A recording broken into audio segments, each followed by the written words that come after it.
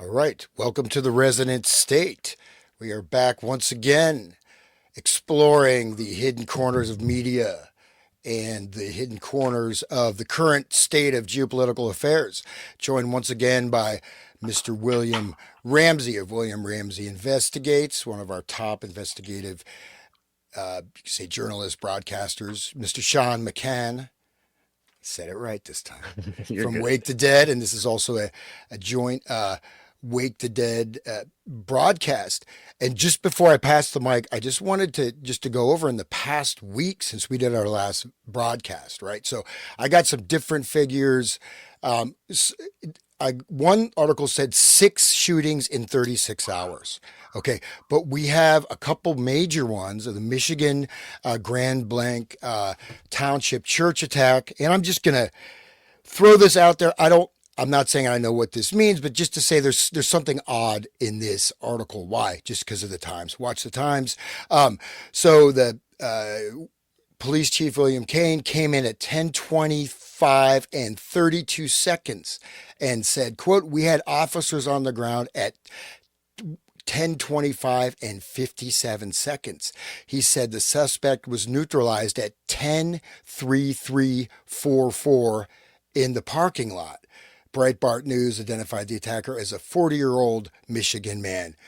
So, interesting release of particular sequence of numbers with the seconds and written in a kind of a weird way, right? So you With had the the number, seconds. yeah, with the seconds, and it has 10, 20, as 10, the number 10:25 and 32 seconds, 10:25 and 57 seconds. But when it says the suspect was neutralized, it's just written 10:33:44. Yeah, I mean, you can show it to you. Wow. That's on my. Well, you probably can't see that, but we have Wow. 4+8 wounded. There's just lots of September 27th. So, and then there's other, various other attacks, and so I'm just going to leave it there. But it's just like the guy on the boat coming from the water, right? This was in North Carolina at the riverfront restaurant. Someone in a boat driving by with a machine gun and just completely escaping. So that being said, we definitely live in interesting times. And so to continue with this, let's go ahead and Sean or William, take it away.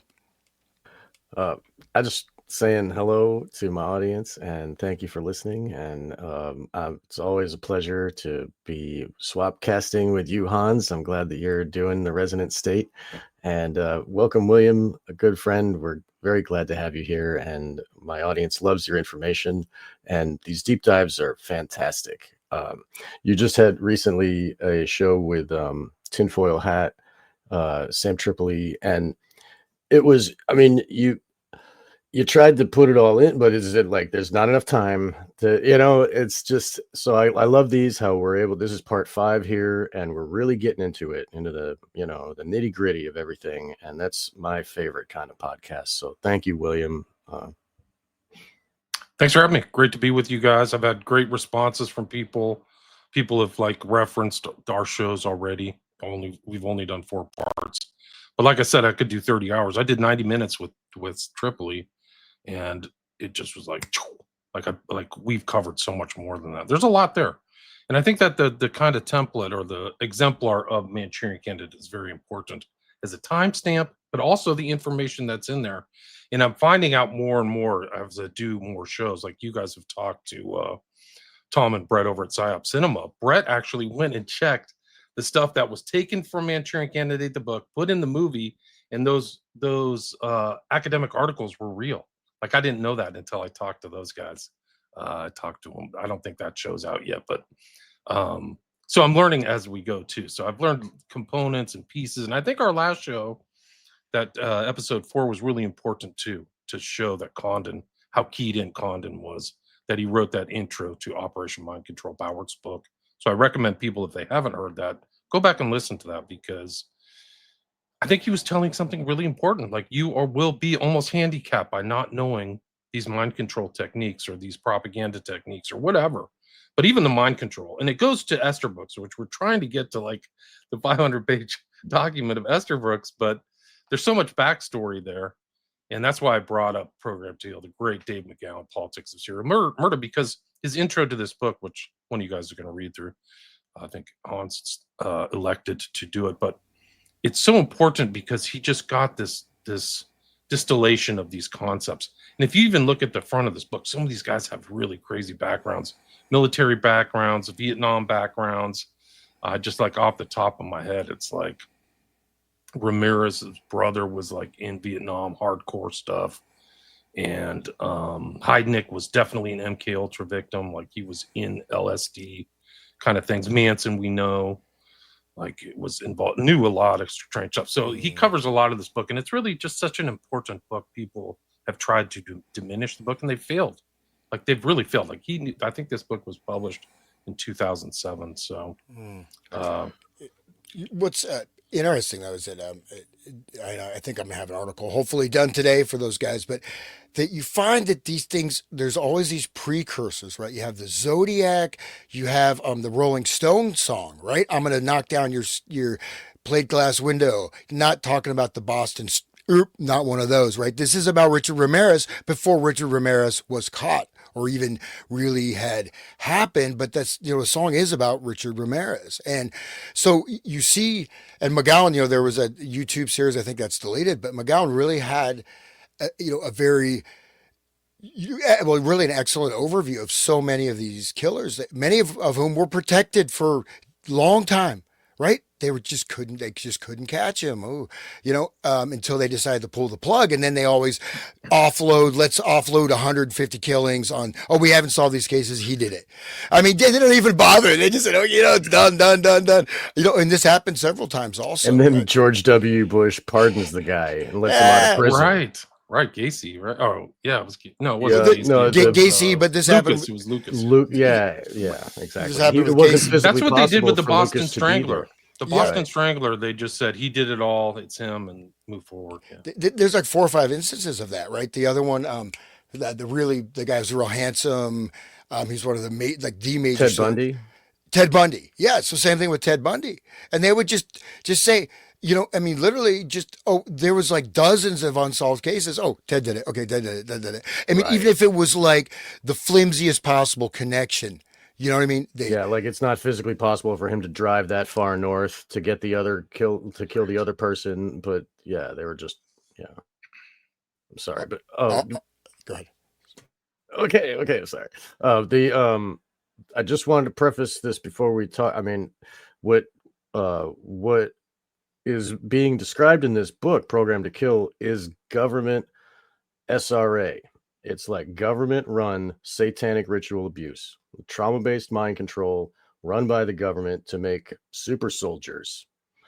And so also, I wanted to bring people, to remind people of what I talked about maybe in part 1 was Russ Dizdar's Black Awakening. So maybe not just the government ones, but the people that are programmed sleepers have violence instructions in them ready to erupt when the signal arises. So like this is, there's the MK Ultra, like people talk about LSD and stuff, but really the trauma-based mind control and the splitting of minds and the alter personalities and stuff, demonizing, just look at Jeffrey Dahmer and like his altar and like what he was doing, the black magic stuff. Like it goes very deep. It wasn't, I mean, the government mind control is part of it, but it's a lot more than that too.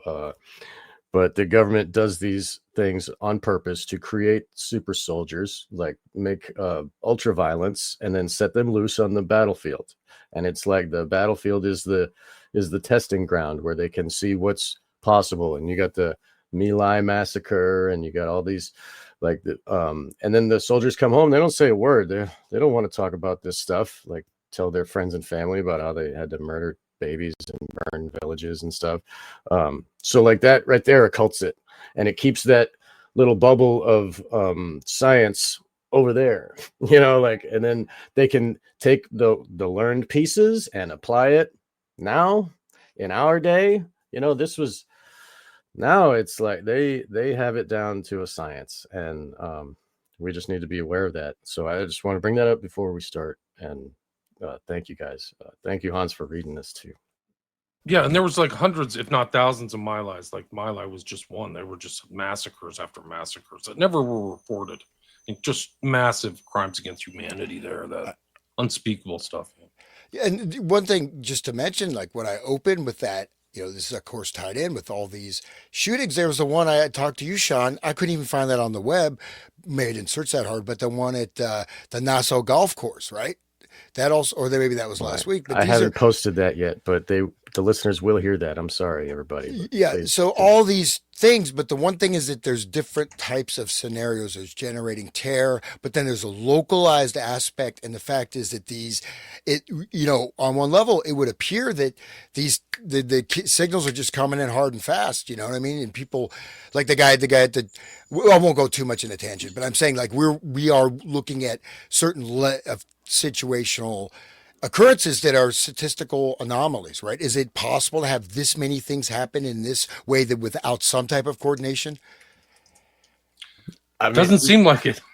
Dude, I mean, if they're creating the culture, I mean, they're creating, there's coordination all the way down. Like, you know what I mean? It's like, of course it's coordinated. But my favorite one, though, from this week is that there was the bombing of the bus, right? Ice Cube's tour bus, and Antifa blew it up because Ice. No way. Yeah. Oh, my God. Ice Cube. Wow. And they firebombed his tour bus. Oh my God. So at least. And it just goes to show the ignorance and how ignorant you have to be to do that kind of thing. Like who firebombs something? I'm crazy people. Like really. But here we go. Black Awakening. Right. Ice Cube. I mean, it's not Ice Immigration. I know Ice Cube is doing like Disney movies and stuff. Like what the hell, man? I mean, I don't think it's the same sort of font, you're going to find on the Ice. Well, maybe. Okay.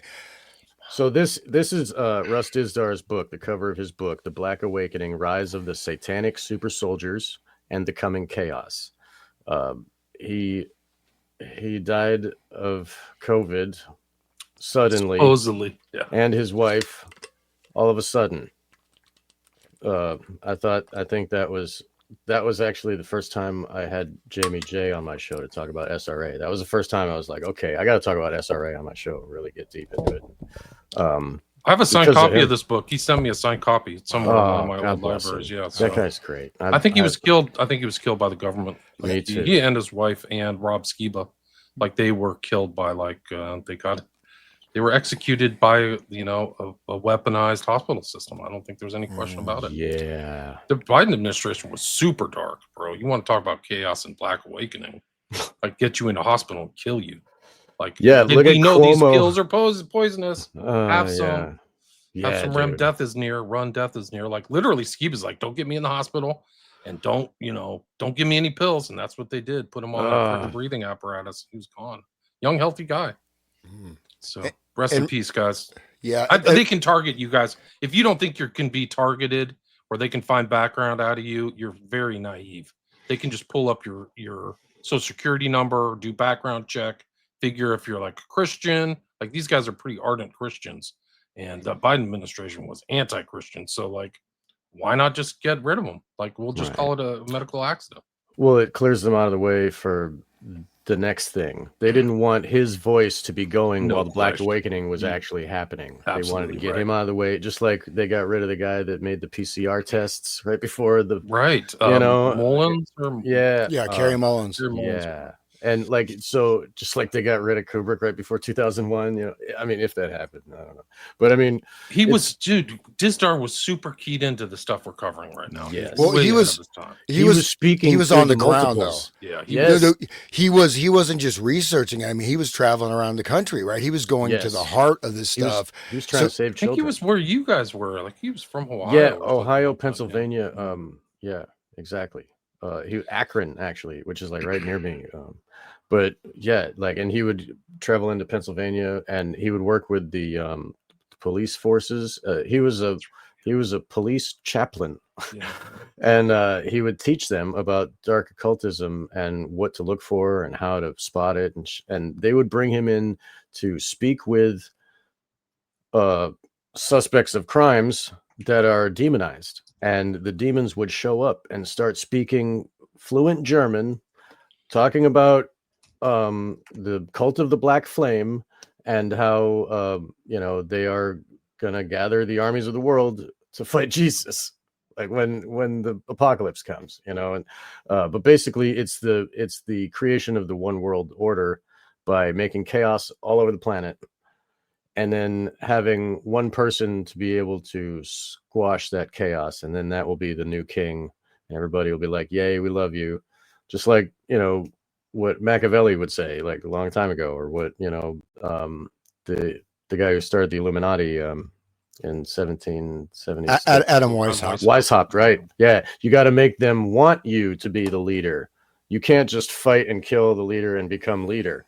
You have to make the people want you to be the leader, and then that's how it happens. So like, this is the violence, is the trauma, this chaos of coming super soldiers. It's like worldwide trauma-based mind control. That the trauma goes into the whole world, from the chaos of people getting stabbed on the neck on the train, or the other, like the guy dressed up as a Joker on the train in Asia. He was like stabbing everybody, and then he sits down and smokes a cigarette, and like dressed as the Joker, just like the other guy who was like at the Aurora Theater. Like they have the same programming. When they do the violence, then sit down and get arrested, and then they're like the lone weirdo gunman, and so like there's switching happening, just like the guy who killed John Lennon, Chapman. Yep, he sat down and read a book. And the guy who did the Aurora shooting went to his car and waited. He just sat there and waited. Like after a horrific series of murders, right? Yes. It's just like a lot of them are programmed to shoot themselves too. But go ahead, please. Yep. It's just like what they put in Manchurian Candidate. Exactly. Yes, that's what I was bringing it to. Yes. It's a perfect weapon. He has no knowledge of events. They're copying Esther Brooks, I think, because we're going to see, once we can get to Esther Brooks, you're going to see that that's what Esther Brooks is talking about. Exactly. And the fact that the Boart thing and the Condon with the broken legs of the clown, the Grok thing, right. That's trauma to change the person into a more usable tool for whatever, in this case be a clown, which is kind of a funny metaphor for being in government or something, like it's like to do the illusion and to dance for others, but anyway, like that right there is like directly, hey dude, it's crippling you and cripples your mind, and it makes you broken, and then the broken self afterward is easily manipulated, is like fits into the society properly. You know what I mean? If you look at the beginning of Brave New World, they like traumatize the kids so that they can fit in the society when they get older. Like they show them a rose and they go to sniff the rose, and then they spray them with this poisonous gas, and it's like, ugh. So every time they associate a rose with the gas, and so it's like reprogramming the God created child to fit into the satanic world. It's like refiguring the mind to like fit into follow orders and accept the death cult. This is a website. I didn't give this guy permission to put stuff, but you can listen to Russ Dizdar and me drone on. I'll put a link to the show notes to that's great. I want to Kingdom download Production. That. They've ripped this really fast, man. This is 8 days ago. I didn't get this guy guys, the copyright stuff that's happened to me is yeah. This is just a straight rip. I don't know what talk this is. And join members only, so he's got it behind his paywall. Wow. Money off me, that happened to me, dude. It's like behind. It just goes to show how smart you are, William. Very good job. I mean, Kingdom Productions. Yeah, Pastor Jeremy. He's a Christian pastor. Oh man, he's stealing. He's taking money off of me, dude. Pastor Jeremy. Just Jesus. Repent. Yeah, repent now. Yeah. You can do this and pay me. You can repent. Don't steal, but anyway, whatever. Anyway, the Russ Dizdar stuff is still out there. Yeah, God bless Russ Dizdar. God bless you. Bless your memory. Yeah. If people don't know this cover of Program to Kill pretty graphic, but it's actually a real occult crime. that happened in San Francisco where somebody literally drew, like an occultist drew a pentagram on some dude's chest with a knife. That's what that is. So it's a satanic crime. But I'd rather not just show that. It's pretty dark. Yeah. Thanks. All right. You want me to get started here? Yeah, sure. Yeah, Okay, please. great. Yeah, so I'll go ahead and I will begin to read this. And just before I start, to remember, William, we did those shows on, or you did the shows on Catcher in the Rye, right? So that book coming out of the OSS, okay, coming out of the group foundationally that generated the entire from the whole Macy conference, Stanford Research Institute, all this stuff, right? All these guys came out of the precursor to the CIA. And this book, so just to recall, you said that people stop, they do a killing, they're there reading a book, they're sitting in the car. And of course, Catcher in the Rye, one thing we talked about in the show, he is totally dissociated. Right? He cannot perceive anything in the world unless it's going through. Dissociate means he's going through his own filter. He's just, you could say it's egocentric, but it's a dissociative state, is it not? I mean, it's worse than that, Hans. He like loses his time connection to time. Oh, yeah. And it's shown there in those last chapters. The subtext of that book, he's going more and more insane. And you can see him having conversations where his time lapse, and that's another symptom or another aspect of some of these people who've been tampered with, is they lose the capacity to relate to time normally. And that's what happens to Holden Caulfield. So that's because the switching. So like with the front self is experiencing time up until 5:20 p.m. or whatever, and then the other one comes in, and then so when the front personality comes back, that's just a blackout. It does not have that information. That is stored in a different part of the brain. So like when they try to remember stuff, a lot of that's a big clue for people that have been abused with SRA, is a lot of missing time, and they can't, what the hell? I don't understand why I don't remember that. But it's like a defense mechanism for your brain to maintain sanity because of the horrifying abuse.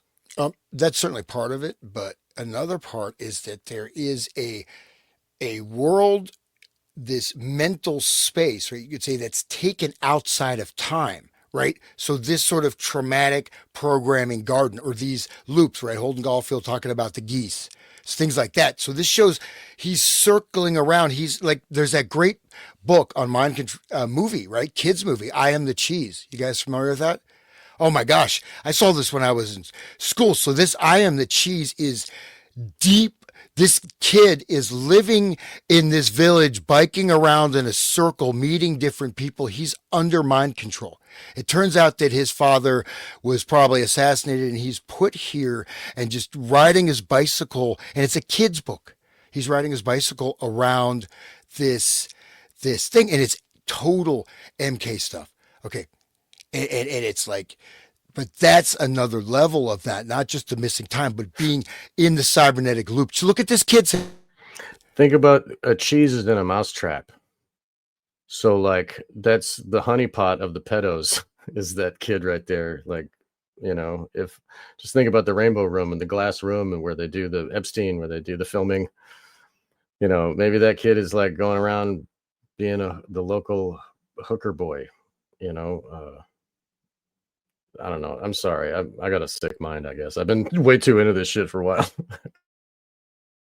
The world it's crazy. Like, just like the intro to this, there's more and more of these crazy shootings. And that's another thing. See, in a sense, you're looking at a cybernetic system implementation within individual and aggregate collective groupings of consciousness. Back to Norbert Wiener, Hans, like we talked about in prior shows. Yeah. So, and I think they're all sort of interlocked in this way. But yeah, this is something really interesting. I think we want to connect with this. I had done some stuff on this before, but with the movie and the book is really like, it is deep. It's intense.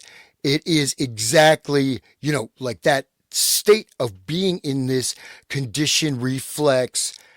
Because in a sense, that's where the dissociative state is. They're going back outside of time, right? They're essentially living in this permanently disconnected state. Okay, and I can stop there. I'll start with the Like reading. a solipsism disconnection from time, like an own little bubble kind of thing. Is that what you mean? Well, they've been inserted. This can be a completely constructed narrative stream, like a whole life process, and you think you're actually moving forward.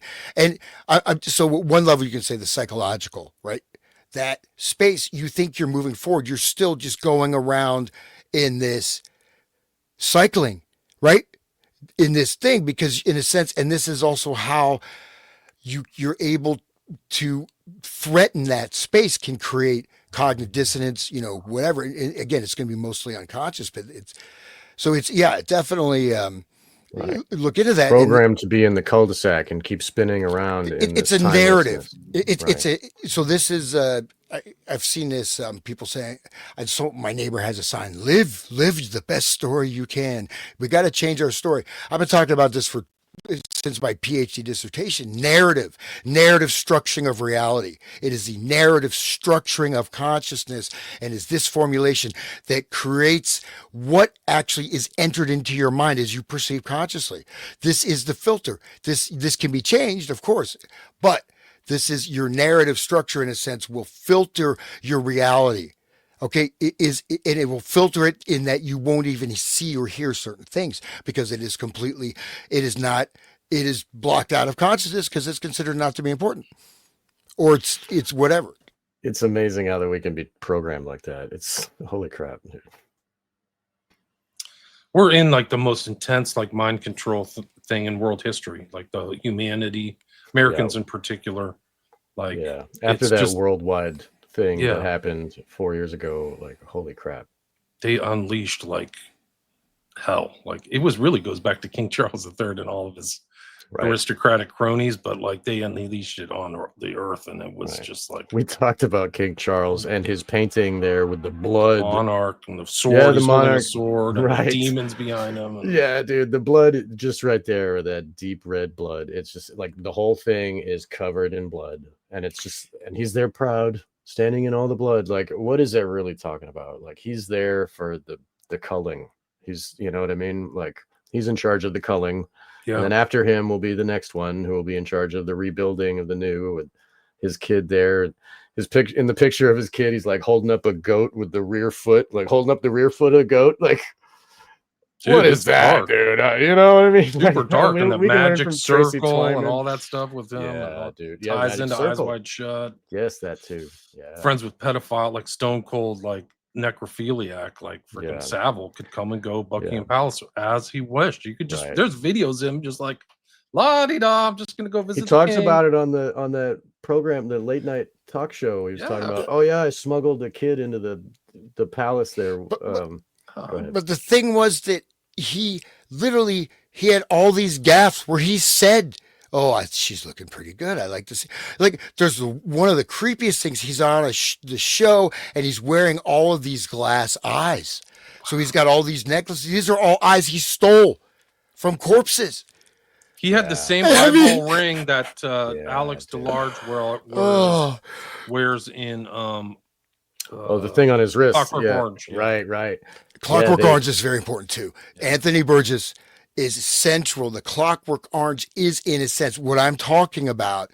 That Clockwork Orange relates, we'll probably touch on this as we go further. It's about behavioral modification, right? It's the whole thing. Totally. The Ludovico method and the head thing. That's what Kaczynski wore. It's literally that head. Like, you think it's a work of fiction, but they used to put these freaking football helmets on people with nodes and stuff. Crazy. Yeah.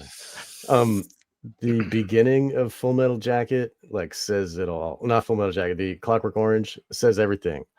With the ultraviolet gang, when they meet the old man singing under the bridge, and he's like singing about Molly and her, hips and stuff, but then they show up, and he says, "Go on and do me in, you bastards. There's no, attention paid to law and order anymore, because they let the young get at the old." And he's talking about men on the moon, satellites spinning around the earth, and he's like talking about how dumb it is to be paying attention to space when there's like real problems right here. And then the guy says, Alex is like, oh, and what's so wrong with the world? And he's like, I mean, and then he just beats the crap out of him. And that right there is they are a troop of monkeys, just like 2001, and they got a Right. staff and beating the other one. And so it's like, what is wrong with this world? The same thing, like psychopaths beating like the elderly, like Well, this cycling, I mean, can we not see that? I mean, at that time that came out, don't we have that basically in Europe at least? yeah. Where people, they literally, you commit a crime, you're back out. You are, I mean, and these are people, there's no question they're going to do. There's no question, right? They've already done like 20 rapes and they've like, smuggled drugs and like five attempted murders. Oh, he's reformed. He's not going to do anything. We And- need more room for the political prisoners. Well, that's why we need this Ludovico method to get them Yeah. out of the way. Well, yeah. you know what? Let me start reading because we're getting a little off. Okay, sorry guys. We're going off the reservation. Not too much. Not too much. Not too much. We could do a whole show on the Black Awakening too. Like, Oh yeah. just zip this in. But Program to Kill. This is Okay. the title. I just don't feel like staring at this. So Yeah, I gotta find something else just- to look at. Yeah, that's Do we okay. have the page? Can Yeah, we let's look do at- that. I'll bring up. Yeah, the yeah, book. Yeah, so I'll start. So this is from the introduction. Mind Control 101. Quote, the experimenters will be particularly interested in dissociative states from the abaissement de niveau mental to multiple personality in so-called mediums, and an attempt will be made to induce a number of states of this kind using hypnosis from a declassified MK Ultra document. It's probably safe to say that this is not your typical true crime book. It is instead a journey into an even darker, more disturbing world. One that exists in the shadow of the world depicted in the hundreds of formulaic serial killer biographies that line the shelves of America's bookstores. For many readers, much of the information contained within these pages will be unfamiliar, and some of the theories and ideas that are discussed may seem rather bizarre. Perhaps the most controversial theory that readers will find themselves confronted with concerns of phenomena commonly referred to as mind control. Although the concept of mind control has long been the staple of that polluted wellspring of information known as the conspiracy theory literature, where it often mingles freely with outlandish tales of reptilian aliens and paranormal activity. It has never been a polite topic of discussion in mainstream culture. The only exposure that most people have had to the idea of mind control is through the often metaphorical and frequently absurd images that Hollywood has provided in a decades-long string of films, from Manchurian Candidate and the Stepford Wives in the 60s and 70s to such recent offerings as Conspiracy and Zoolander, along with remakes of both the Manchurian Candidate and the Stepford Wives. The remake, just sorry to interrupt, but the remake of the Manchurian Candidate is only worth your time if you want to see bad cinema, because it's just a pallid, colorized, William, weak version of the original. Yeah. do you think it was there to scoop up the people that are trying to look back at the original to like make them not look at the original? Maybe it's from 2004. I'm just thinking, like, when Hollywood creates a historical thing, like say Pearl Harbor, they're rewriting a new narrative, and just like history books type of thing, It's under the Bush administration, so you have to see this overarching thing of mind control from Dulles to Helms to Bush Senior to his son. Like, this is all part of this historical thing. So your comment, I think, is very apt. Like, I think you're right. I think that it's like, okay, we're going to make this, but we're going to take out all the references to historical literature and actual visual stuff and turn this different. They do have kind of a handler. He has a handler, but it's not it's not even close to being as clever as the original 62 one. No way. And it's not. It's they didn't do Condon's book. They did all this stuff. They added new things like implants and stuff. So like they're implanted, which is actually kind of a distraction from what's going on, because even I'm not saying these people aren't implanted, but I'm saying that these people are the real ones are conditioned. They're conditioned through hypnosis, drugs, and torture.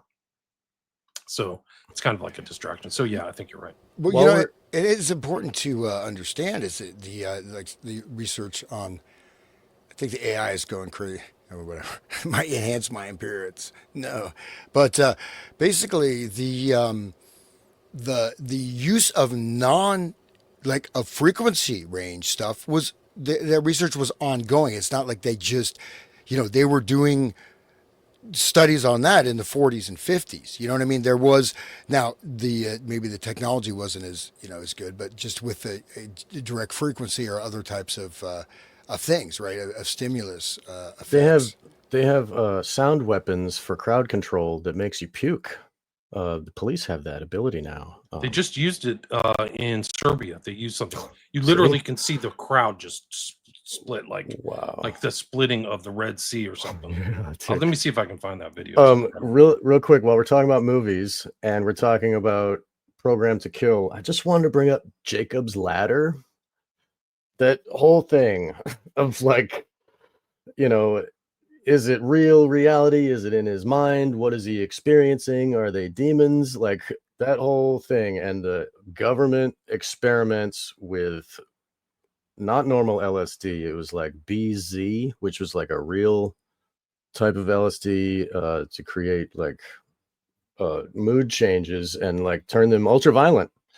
And I don't know if that actually happened, the incident, but these people in the movie, they were dosed in their food, and then they just started killing each other and ripping each other apart like monkeys, like tearing the faces off of each other, like total ultra violence.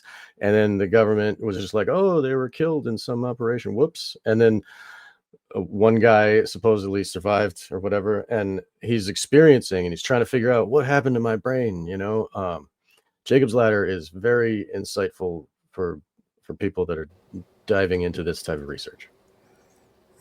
Well, he's also in this alternate like universe, right? I mean, he's Yes. definitely an alternative. My camera started moving by itself. I don't know why. Though. It's It's a little weird, just kind of moving up and down. But yeah, yes, he was in an alternate reality. Yeah, it his was. experience was totally manipulated, controlled, maybe. And there was his handler was like cracking his bones, and then he was getting more flashes. Like, there's a lot to it. That's what maybe one degree of what I was trying to talk about. It's a little abstract, combining all these things, but that kind of the space he was in, right? I mean, that's yeah. Anyways, kind of. So this is the crowd with using the sound weapon that you're talking about, William? Exactly. Watch, listen.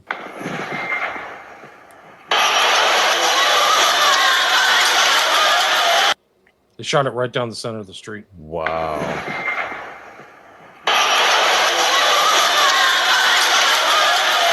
It worked. Wow. Yeah. If they can control our biological processes like that from a distance, I mean, Imagine holy what else they crap. can do. Yeah. Imagine.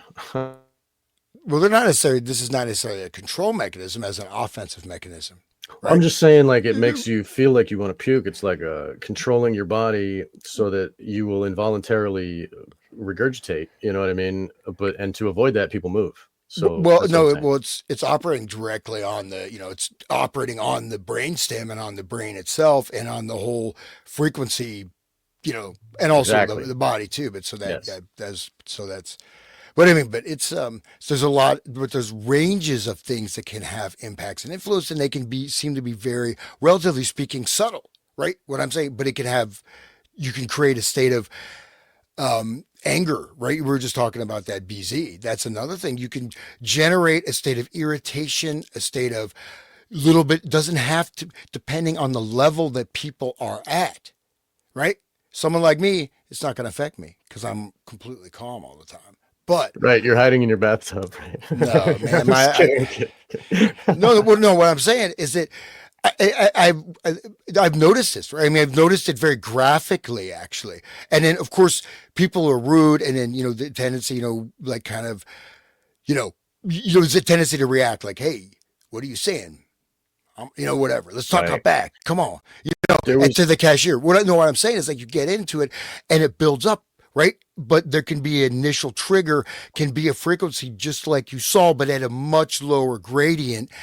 And then people get irritated. People have road rage, anyways, right? yeah, So you know what I mean. And then this generates a collective field also of this particular, you know, right, resonance, because it's a thing. I mean, you walk into there's certain places you walk into, you feel this is very uncomfortable, or you feel very welcomed, right? Some of these things are also there's just types of senses, right? You can describe it other ways, but it is happening, right? On a level to some degree of the actual oscillatory energies. This is emotions are oscillatory frequencies. They have energies, it's like anything else. Depends. But state of mind, anger, crowd, this is how crowds work, right? This is how birds flying together. So right, so just to say it doesn't, and then one last thing, I'll get back to that, is hypnosis is a whole nother level up. If you have hypnotic command, you can make people run without even using a weapon. You can make people do right. whatever. You can make them cluck like a chicken, and they don't even remember. Anyway, sorry. But okay. Don't forget the footnotes, Hans. Okay, yeah, sure. Yeah, well, I love footnotes. So, okay, most people are naturally quite skeptical of the notion that someone's thoughts and actions can be controlled by unseen actors, particularly in Western culture, where the idea of free will is firmly indoctrinated. Theories of mind control are inimical to the omnipresent mantra that we are all responsible for our own actions. It is quite likely then that scenarios involving mind controlled killers, whether assassins like Lee Harvey Oswald or Sirhan, or serial killers like Henry Lee Lucas or Charles Manson, will be summarily dismissed by many readers. Skeptics, though, should bear in mind that, contrary to perceptions, mind control is not a fictional creation of novelists and Hollywood screenwriters. To the contrary, there exists a substantial paper trail establishing that the U.S. intelligence community has devoted a vast amount of both human and financial resources over a period of several decades to the study of mind control. Along the way, luminaries of numerous social sciences have been recruited and co-opted. Can you repeat that sentence? Along the way, luminaries of numerous social sciences have been recruited and co-opted. So that's it. So these people think these guys are like the head, like kingpins of this thought. They're not. So all these, really bright guys like Jolly and West, people call him like this evil creature, which it's like a Dr. Jekyll, Mr. Hyde. He was recruited. Guy's totally brilliant. There's no question about it. Or some of these other people, but Ewan Cameron was like, I mean, he was, the face of the American or the World Psychiatric Association. Like, and people loved him. He was this very, Scotch, whatever, charismatic guy. So all that stuff but it was going on, and obviously people did know about it to some extent, but he was doing. I mean, that's pretty amazing. Like, he was a luminary, right? He was like, the top. And now people know him as what he was doing with these horrible experimentations. But Strain all urine. That picture of the kid, like dude. How could he be a hero? Like, he's torturing people. But no, yeah. But they were torturing people. They were doing long-term experiments. They were doing like you come back in, Mrs. Wilson, and we'll treat you. And then like massive electroconvulsive shocks. They called it therapy. It's not therapy. and then they'd send them back home and study them in their natural habitat, like freaking like lab rats. So they're not in the lab; they're like walking around. Okay, Miss Wilson, she's exhibiting strange behavior. I think we need to do certain treatments, and then she'll go schizo, or she'll have overly aggressive, or this alter hasn't come in yet. Like, it gets super dark when Cameron was doing. They would revert back to baby, right? They would depattern their own personality back to being a child again, and then he would repattern them with what he wants them to have in their brain, right? Supposedly, I mean, it didn't really. I mean, it in terms of exactly what they wanted it to do, it didn't really work that well. Right. I mean, you didn't. I mean, they play. I mean, but did it just absolutely destroy people's minds? Yes. Right. Yeah. But because it's playing these tapes and pattern conditioning, now they were able to get some types of small memory overlays, but then it would crack, right? And like, I remember the one lady, she was like a very good guitarist, and she went in just for postpartum depression, and everything disappeared, and she came out with a totally new life, but she started to remember. But it's like, I mean, that was just, Is she the one that wrote the book? I think there was one of his victims wrote a book, a female. Well, I had one of the victims' daughters come in. Her name was Elizabeth Nixon, so you can listen to that on my podcast. But like, she said her mom put her brain back together. She had to actively, do things, eat well, and repattern her brain. Like, they really Just like after a stroke, right? Yeah, After part like of your that. brain is dead, like it has to yeah, dude. And there was another book called Father, Son, and CIA by Harvey Weinstein. Not that Harvey Weinstein, Dr. Harvey Weinstein, where his father got the treatment too. So there's a lot of stories out there. yeah. Okay. So I'll just continue here. About ready to hit that footnote. But that's luminaries, right?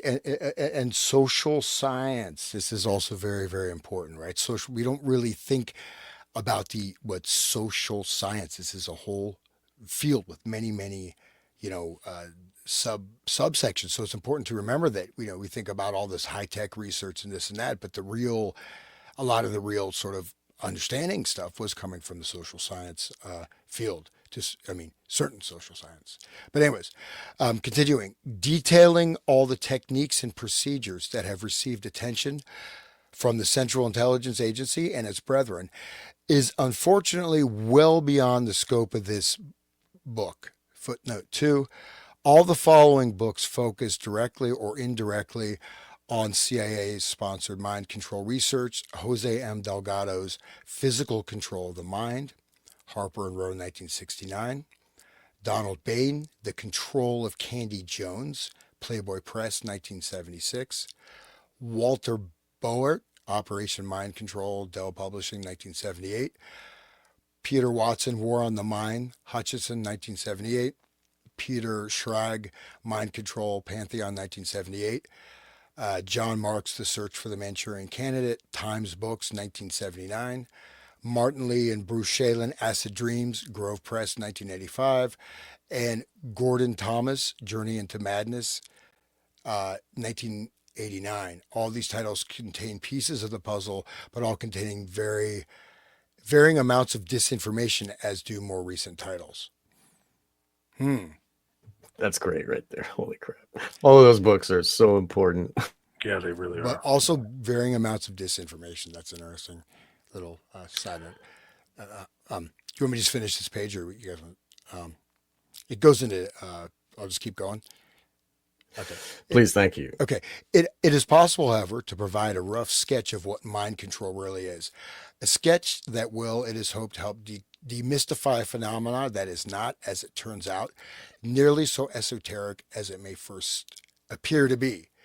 The basic methodology of mind control was revealed many decades ago by George Estabrooks, a prominent psychologist hypnotist who worked under contract to American intelligence agencies. In his book, Hypnotism, first published in 1943, Estabrooks teased his audience by noting that the intelligent reader will sense that there is much more is withheld than has been told. You just cannot, like, how important McGowan is. Like, he keyed into really the most important person. And that's kind of how far down the road, people are in their MK Ultra mind control studies, if they've got to Esterbrook's yet. Because if they haven't got to Esterbrook's, they haven't got the kind of core foundational stuff. At least in the American, you can go to Mesmer or whatever, but yeah. The fact that you found that document of Esterbrook's and his communications with the FBI, like, holy crap. 35. Yeah. That's the whole thing. It rewrites the entire 60s because Hoover's around everything. He's around JFK. He's around MLK. He's around Malcolm X. He's around and all the pedos, RFK, all the pedophiles, and mafia figures and all this stuff. And he knows all this stuff. He knows Esterbrook's. Well, he's intimately involved with Esterbrook's. I mean, Esterbrook's, some of the stuff is explosive. Like the one we went over, Esterbrook's is talking about setting up an experiment, like with a bombing of some factory, right? And then the person, even if, the memory will be erased, even if the factory does get bombed, we can make sure that there's no leakage, from the experiment. That's exactly what the dark occult, they want to keep all their secrets occulted. Even the victims can't remember what happened. It's perfect for them. This is amazing because this is kind of like one of those things where they disclose stuff, like in our earlier one where we finished with James Jesus Angleton, like, I'm going to go to hell with all these other guys for all the crimes we did. But this is his kind of like disclosure. There's a lot more to know. I'm just telling you this now, right? I mean, as governments often work, they only give you this much. There's always a lot more to know. Just as we go down real quick, we'll finish this thing. Like, so dissociative states. So one thing is interesting, right? You notice, like, say, trauma, people having trauma. That's relatively new that it became very common thing to talk about. But people, I have conversations with people, oh, I just dissociate just the way I am. I do, like, this, like, whoa, okay. Like, just normally talking about this as something that, I do it. And so you're going to some counselor. Okay, well, you know what? I don't want to go to some damn counselor to tell me what I am doing or not doing and to normalize something, right? That is a type of hypnotic induction, could potentially, you know what I mean? Anyways. There are a lot of counselors that work for the dark occult that are in the work of keeping the victims in their cage, keeping the secrets from coming out. And the whole satanic panic and the false memory syndrome and all that crap is all the dark occult creating a war against the truth. This is very important. Yeah, it really is. It really is. Yeah, but all these people are co-opted. Luminaries are co-opted. Jolly West is right there. The False Memories Foundation or MFS, MF or whatever.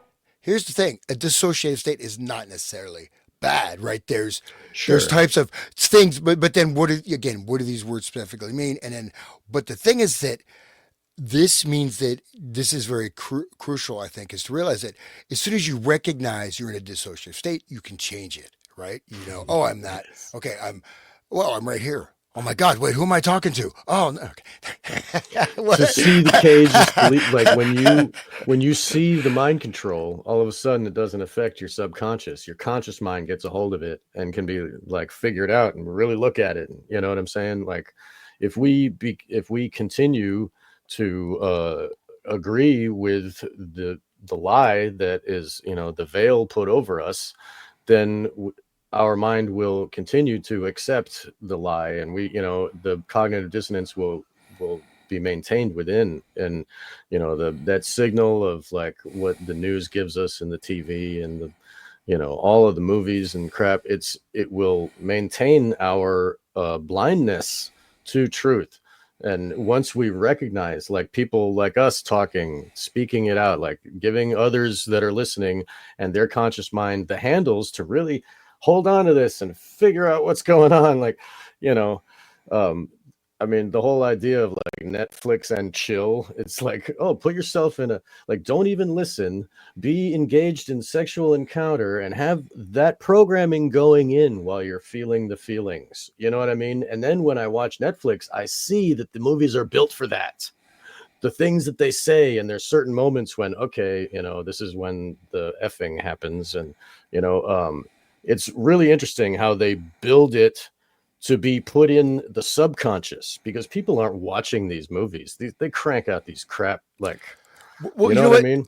Go The ahead. thing is that you're right, because the thing is you get these series that, some of them, I mean, like I watched one, it was like the best in the country, the detective, he's a forest officer that's like this hardcore detective dude, and just he's like really surly, but then at the ending of it was just like, come on, man, I just wasted They my time. always do that. And it's Yep. like, dude, this is just, come on. I mean, just, Yep. and then They it's, drag you down this cul-de-sac where you oh, waste all this time just trying to but, figure out what they're going to tell you, and then oh, at the end it's like an oh, empty nothing. dude, one thing I brought that up, that was just that was a weird mental connection. But this show, I think it's called something Mountain, whatever. It's on Netflix. You can find it. I remember the name. But anyways, this guy, it starts out he's talking to his son all the time. He goes by this lake and he talks to his son. As you go through the series, you find out, well, his son is actually dead. And he had a mental breakdown after his son died. So he's talking to this ghost of his son that is not, but it's not foregrounded, right? It's just there as kind of part of the story. And then he's always thinking about killing himself and this and that. So this is, you watch that, and then the end is some kind of half-ass, or where the guy, the police captain, commits suicide, shoots himself in the head because he was the one who had murdered this person. Like, there you go. Dude. There's your So little mind control programming as you assess, and you just wasted your time. But even though there's some great production, but then it's like the poison pill, man. You know? speaking of poison pill, this very well said. Think about all of the people watching that are on pharmaceuticals, where Oh, the side effects is suicidal ideation. And then they watch the TV that says suicide's a great idea. Don't you miss your kid? Oh, this hell do we live is such, you know what I'm saying? well, now they have the friggin' ads. That's why I hate it. Like, I'm paying Yeah. for it, and then Netflix, like, every second, here's another ad. Here's another ad. Oh Sometimes, yeah, dude. unless the movie just sucks ass. But there's a great movie called like Zandox, starring Sean Connery as this dude who's in this giant flying head that That's not flies. Zardos. Zardos. Zardoz. Yeah. Zardoz. That's a Yeah, great. yeah, That's an yeah, awesome yeah, movie. yeah.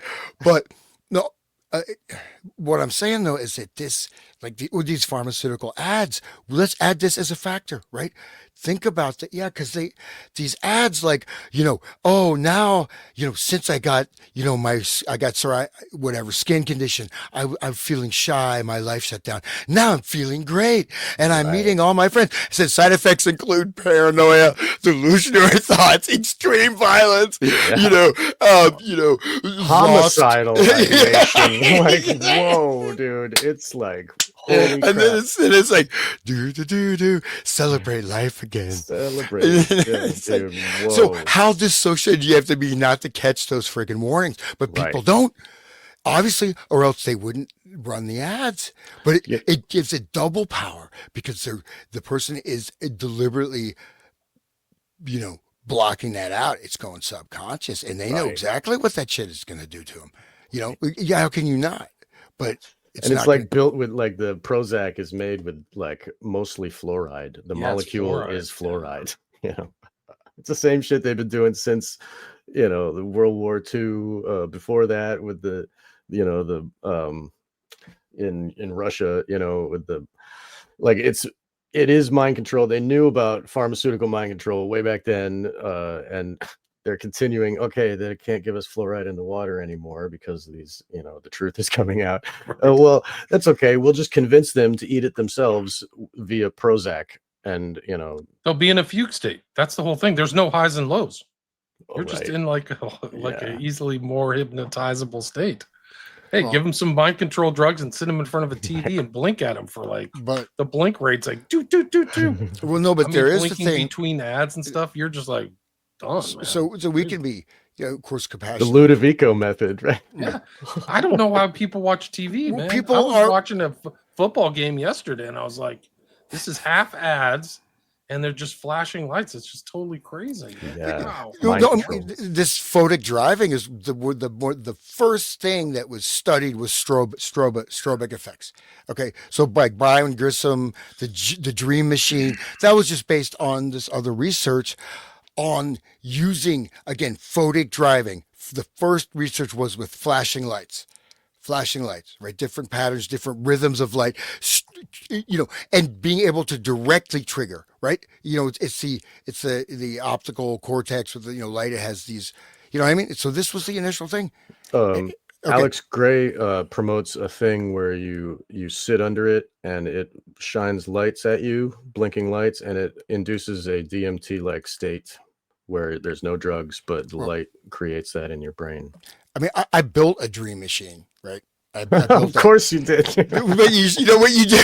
It's like you take like a turntable, right? And then you put like this thing, this like a tube with like different holes to create a pattern, and then you put a light bulb in it, and then you look at it and you're like, wow, Nice. Like that a sucks. little like at a dance, the ball of what do you call that thing? The mirrored ball when you shine the lights and it shows the little specks of light kind of dancing everywhere. It makes you. It makes you. I mean, it does Disco put you in a ball. trance. Right. It Yeah, it right. can put you into a trance, but to what extent? Also, this is like it's a hypnotic trance. Doesn't mean it's not good or bad to do, but it is. You are, but to think that this is a power. Anyways, go ahead, William. It's There's the funny. dream machine right there. People are watching this. You can see guys sending burrows. So everyone, like our ears are one way they can access our brains, and our eyes are another way, and the trauma to our body is another way. Like these are all access points for them, and we are unaware that's even possible. It's really. And then we have this TV in our house which like shines light at us. Like, what is it? What is it really doing to us? Yeah.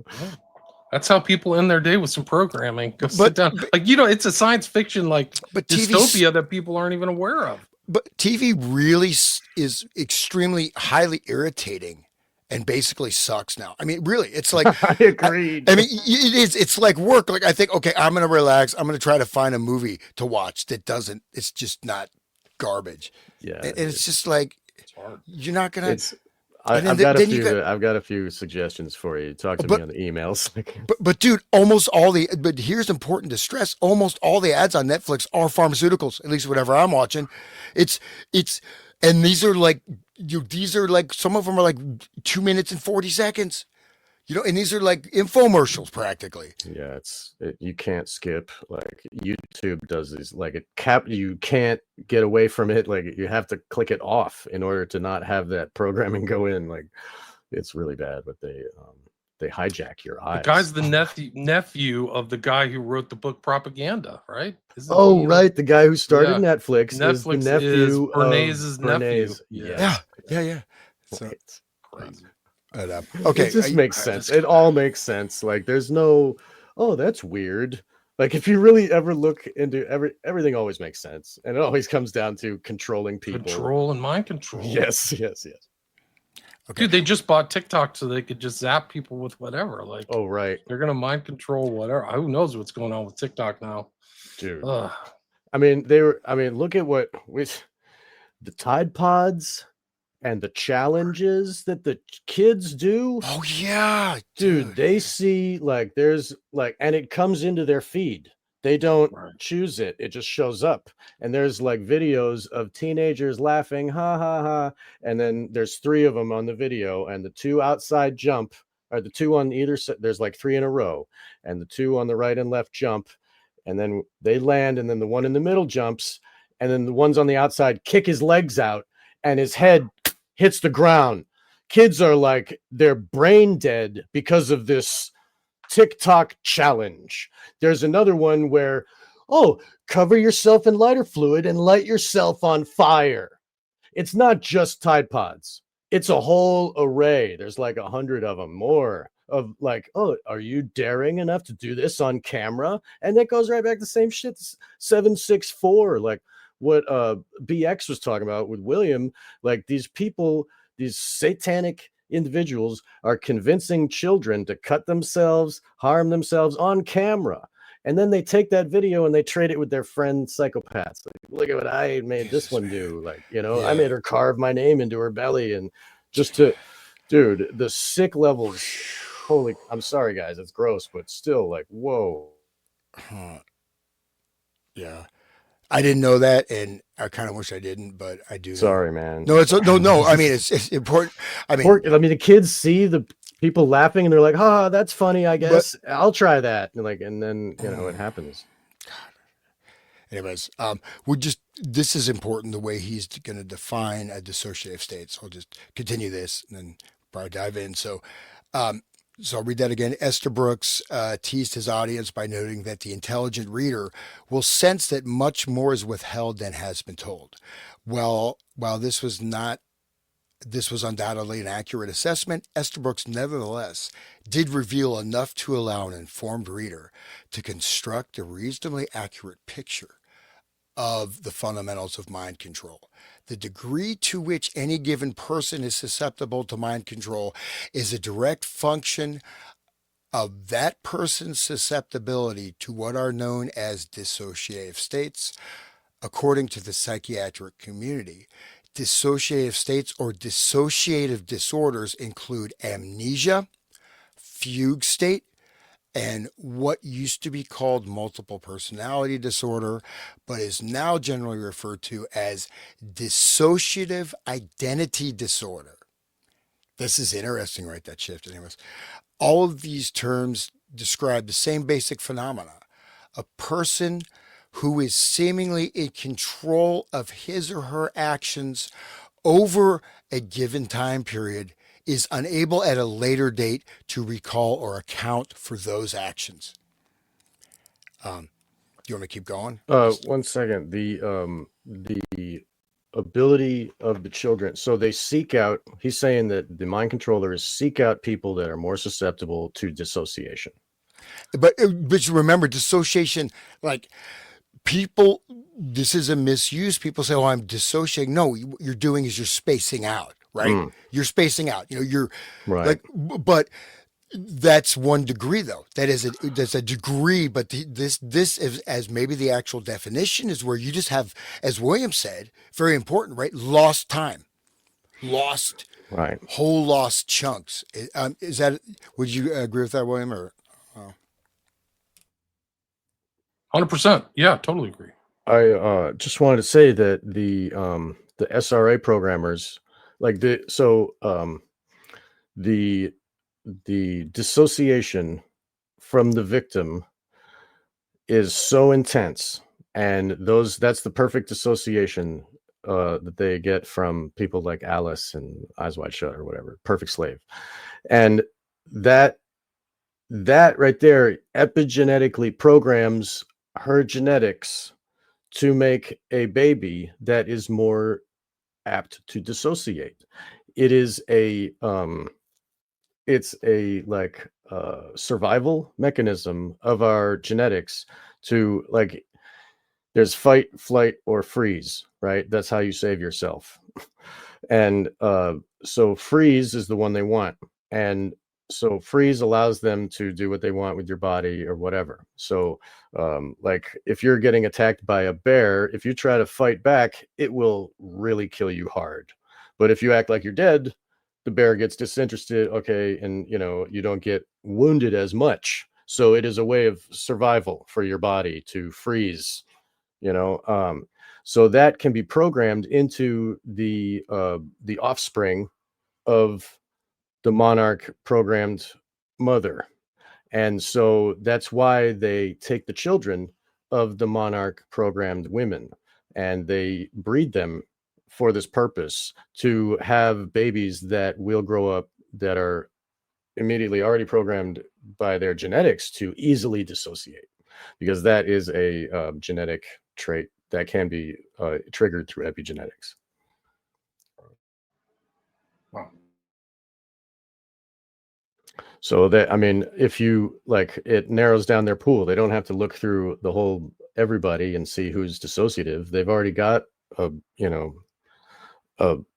stable of women that they can just breed them, and they will understand that each baby will be dissociative. They don't have to go find new ones, because they can program it into. And they torture the baby in the uterus before it even gets born. So that also programs the child to have learned helplessness and to freeze, It's Sorry, specific. guys. I'm making you speechless Well, here. no.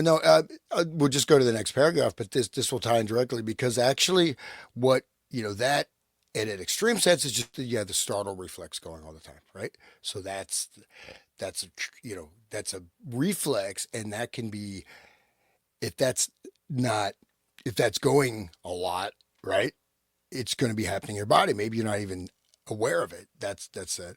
Anyways, so that's an example of something that could be more extreme. Is it mild? Is it so? Let's continue. So, as with any category of mental illness, there is no dividing line that separates those who are diagnosed with dissociative disorders from those who are normal. Virtually everyone possesses the ability to experience dissociative states. Many people, for example, are familiar with the phenomena sometimes referred to as driving on autopilot. The scenario generally plays out as follows. You suddenly snap out of it just as you're pulling into your parking space at work and you realize to your horror that you can't remember anything since leaving your house.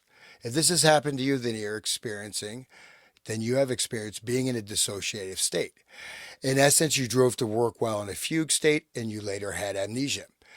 In a similar vein, it could be said that an alter personality, which you had no conscious awareness of, drove you to work. In any case, it is clear that someone piloted your car to work in a safe and reasonable manner. It was someone other than you. I just wanted to bring up also for the normal people out there, their shadow self, the idea of the shadow and this unconscious, that's what takes over when you go into that state driving, just want to say that. So like your shadow self is almost like another you, in that way when you think about it. But again, just be. You can do things. You let your unconscious can completely take care of it. So in a sense, you can just be present with what you're doing Right. and just realize that what I mean. We do it all the time, anyways. But if you're gonna, sometimes like when there's like an emotional thing that oh triggers yeah. you, You just and the then people like go. They drive and yeah, they don't even know they're driving. I got no, absolutely. or that like I mean like so I mean I like when I first started talking about circumcision on my show, like I was triggered and I couldn't talk. My fingers would get like physically, I felt a change in my body. I had to stop talking and walk away because like my body was reacting. And so like that is like my shadow is taking over and being like, nope, nope. And I understand that if I'm like angry and getting in an argument, my shadow self pops out and I have no control over the things I say sometimes. Like I'm yelling at people I love or, so like this is another way that things can take over like a normal person's mind, considering you consider me normal. I don't know, but this is another way that regular people can experience like that losing of control, and the unconscious self takes control, and a lot of times violence is protecting the core of like, oh, I don't want to talk about that, or oh, that harms me emotionally, and it's just like it protecting the self, I guess. Like anyway, I'm just saying it's not like a specific altered personality programmed,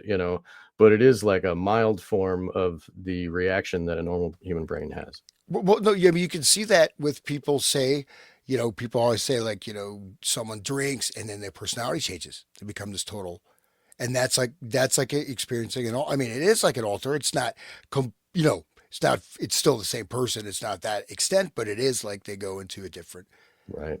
thing, and then anything, it's almost just get out of that person's orbit right now. You know what I mean? Unless you want, you know what I mean? Like some people are like that. You need to like, okay, I'm just gonna step back from this because it's not necessary for me. That's why we all got to do the shadow work to control that, so that people won't be walking away from us and trying to like, stay away from our craziness, that way. Anyway, we can have the presence of mind to be in the now and to control ourselves completely. And this is great. I'm sorry I keep derailing this, but We're gonna have to break the intro to this into two parts because we've only got 3 pages in. There's 9 pages to go, guys. That's And okay with me. That's okay no. with This me. intro, the intro. That's the intros. I'll tell you the truth. I watched those YouTube things on Dave McGowan, And I mean, on Program to Kill, and there were just excerpts.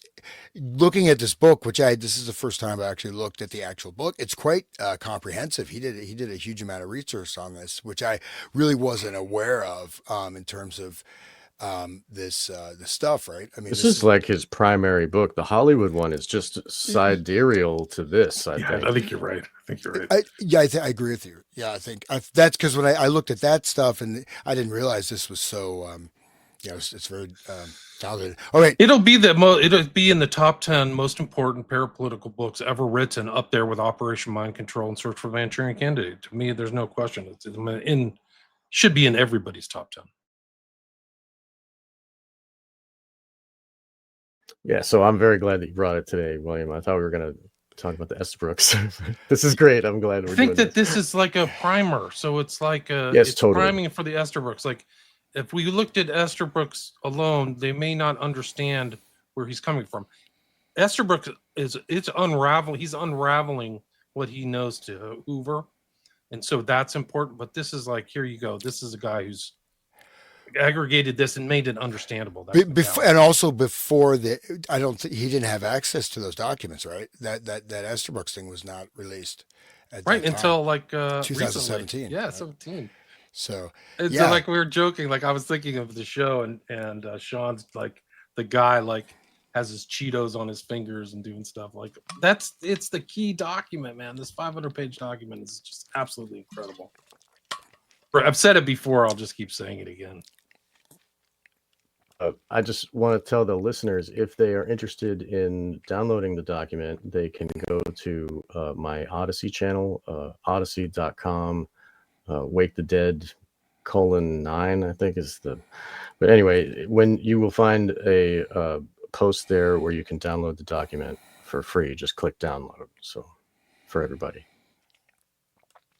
Yeah, and I do want to say that this as painful as it is to really encounter some of these things and think, man, this is really that what you're describing of this self-harm stuff or these challenges and stuff. Like, I'm going to use a Husserl. I kind of want to bracket that because that directly, I mean, shows the impact of this level of high, which, get into further on, is, not just like, okay, you space out, you get angry or whatever, but like the deep level stuff. But the stuff that's happening online is an example of like aggregate, right?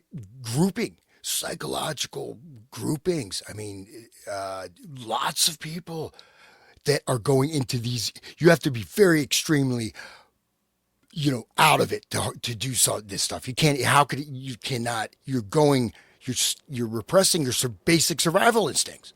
You know what I mean? On a fucking biological level, sorry to swear, but this is the ground. This is the ground where things like that can also, arise from. Yeah, Full Metal Jacket is another movie that people should know about, with the programming of the mind on the regular youth to make them killers. That's what that movie is. And just holy crap, like the guy in the helicopter at exactly 1 hour, he's like shooting out the helicopter. I got 150 confirmed kills and 50 buffalo. Those are all confirmed. I'm so good. Like, that's the epitome of what they wanted. What the mind control was creating out of these youth was a total psychopath.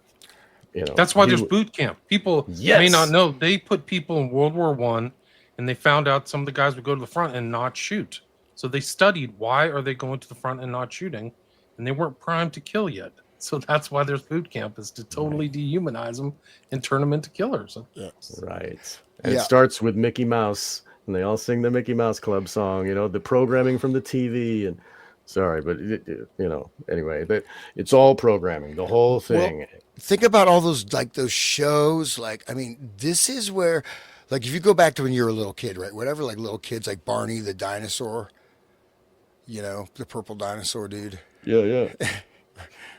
I think I've got an emotional connection with Barney, man. Oh my God. Okay.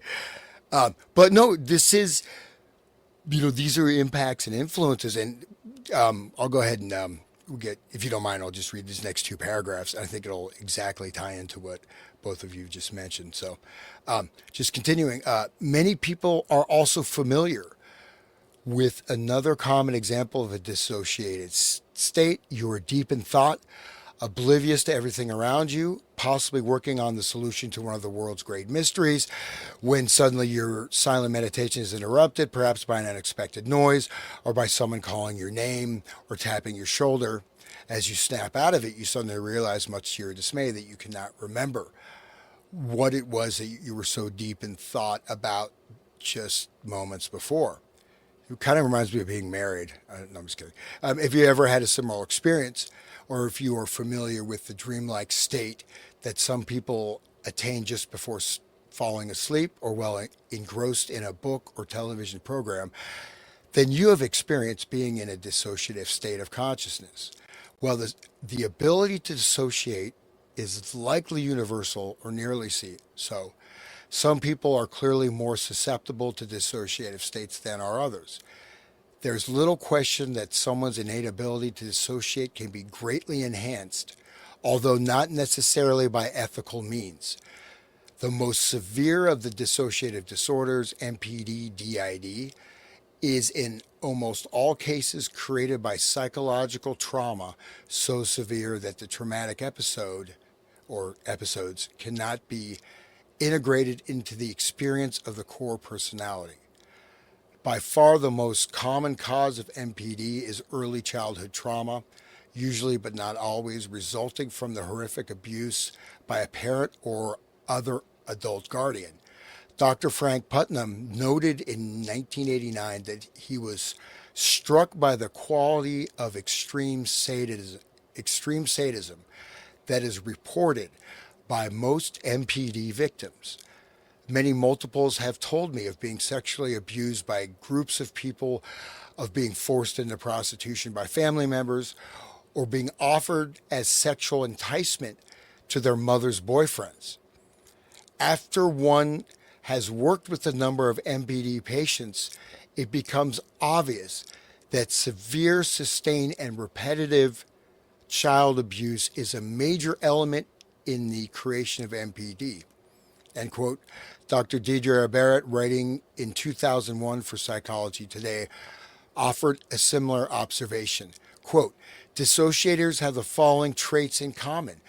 Many subjects reported a history of child abuse. Although some remembered this directly, some had been told by others that they had been battered. Other dissociators who had not been abused had suffered childhood trauma, such as prolonged, painful medical conditions, and before the age of 10 experienced the death of their parents. So, that whole thing, sex before 8 or it's too late, the pedos talk about, that's because before you're 7, you're in the hypnagogic trance and you're like programmable, and they're programming your subconscious up to then. And so the experiencers of that child abuse, like if you read Kathy O'Brien, her dad was found by the government sending video, or I don't know, film, I guess, of him like raping his daughter and selling it, the porno, and he was shipping it through the mail. And the government found him and said, okay, you can either go to jail or you can work for us. And so obviously he took the latter. And so then now she becomes government property, basically. And that happened with my friend Carrie Olahe. She, her dad was a total psychopath who was into very gross, disgusting pornography. And he was promoted basically by his military higher ups.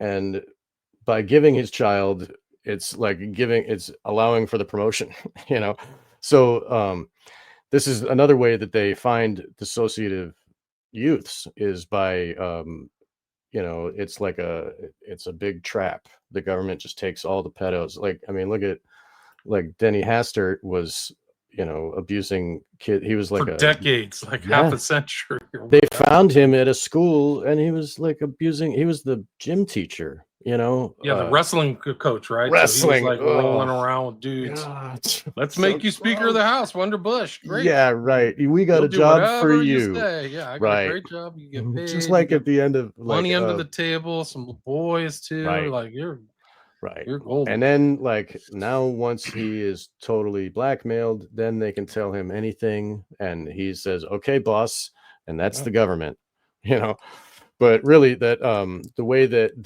the first handler is the parent that rapes, and then when goes back to Manchurian Candidate, right? Yes, the handler of Raymond is the rapist of Raymond.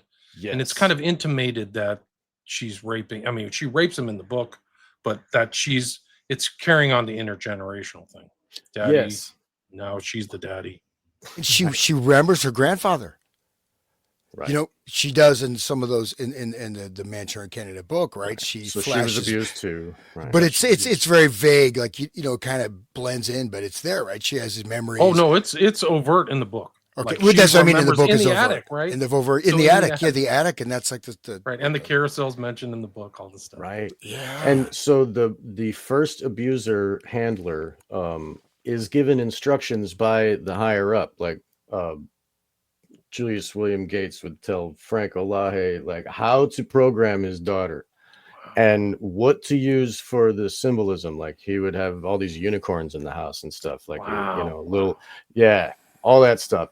Program like the whole way since baby, yes, all the symbology and then she would be told, "Oh, you're a Habsburg unicorn, and you have and she would be programmed with this cult loyal personalities inside, but then some of those cult loyal personalities are an exact replica of the abuser. So she has the abuser in her head, and that abuser is like her dad. And so like when she goes to the first time that she was at the, trying to understand why she's having fugue states and can't remember. And then what bubbles out first is the incest. And a lot of times they go that far and they're like, "Oh, we found it," but if you dig further, like Carrie continued to dig and she found that she was programmed to be a wolf, she, not even human. Like there's way deeper shit, but the incest is like, "Oh, that's enough. That'll cause it." And then all the psychological doctors are like, "Okay, let's work with the incest, and this is why, and okay, that explains everything." And that they're occults the further deeper crap. So like some of the victims, they get to that incest and they stop, and that's, "Oh yeah, the programmer was my dad," and "Oh yeah," and then all the other stuff is gone. So. When I was in college, I've told this story before, but I was in college. I met a girl. I'm not going to say her name, but it's basically like mountain. Like she was from the Children of God, and they had a house in East Bay and in Oakland, and all the Children of God were there. And like I was in, it's kind of granola in Northern California, a lot of like health food stores and stuff like that. But she was friends with a friend, and we were. I was at that house. It was weird. But then, like, I would hang out with her, and she would literally forget stuff and like amnesic things, and then she would like switch personalities. I didn't know what to do. I was too young, 19 or 20, but I was literally watching this person. I'm like, "Hey, Dave, something's going on here." And then I realized Children of God, Berg, same thing as River Phoenix. These kids are being raped and incest. But now that I know these kind of states and MPD and trauma, she was definitely abused and tampered with. So I think that's the Children of God probably has even deeper, like they're notorious for like incest and stuff like that, but they maybe have some kind of intel connections, much like Scientology. And they integrated some of this stuff in there where they're literally fracturing little kids' brains, giving, she was dissociating in front of my face. Like I was like, I didn't know these terms. I'm like, wow, this is really weird. What didn't you just tell me that you wanted to go get, to the restaurant? And she's like, what? And I was like, this is so weird. Like, right. And I actually, like at a certain point, I was like, Dave, you got to just drive her home. Like, I don't know what to do with this. I don't know how to respond to this person. She's not If you acting were right. if you were a psychopath in the cult, you'd be like, "Ooh, fresh meat." You know what I mean? You I can probably use know the that. trigger words or whatever. Yeah. They're encouraged to like sleep around and like, it was like, it's like pansexual to children of God really was. And like Yeah, the flirty flirty fishing. Yeah. fishing, Yeah. right. And Prostitution for Jesus, right? it's so weird Just looking like the back. Inanna cults, the ancient prostitutes of the church, right? The Northern California had these cults all over the place, like Scientology and How about Children of Buddhafield? God, just everything. It was Buddhafield is really Buddhafield is one of my favorites because that guy, he was, I think he was, I don't know, from Puerto Rico, but very handsome. Had been a professional dancer, like, ballet dancer, super fit guy, but he created this group cult. It had very, lots and lots of money. They built all these centers, and he would just be there. He just wearing a speedo. He's giving was that the guy who ended up in Austin? yeah, and then 'Cause that's where the comedy mothership is now. Was in one of his places. Like they took over an old cult place. I mean, they did stuff I like think it was the Speedo dude. He liked dudes though. He was gay, yeah, right? no, but he would do this stuff. He was so like he was like but I mean, they built this whole theater because he wrote there's an opera, right? Because he knew Yeah. classical music. He had been a professional dancer, he'd been an actor. I mean, he wasn't going to make it, necessarily, but it was, whatever. But they built the whole theater. They did this opera. It took like 5 years, and then they did the opera, and that was it. Done. Okay, that's it. Never performed again. We just move on. But yeah, he would just rock. He would be there giving initiations and just on this throne and just rocking the speedo, man. And it's just like, I mean, I don't know. It's just funny. That's how they get you. That's a red flag. But no, I mean, people though, there's other elements going. He's still going. He's in Hawaii. He's got a whole new group.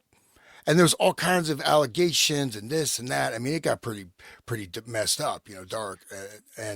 Anyways, Jamie No wonder- Gomez, was that his name? I believe so. Yeah. Yeah, so this is it.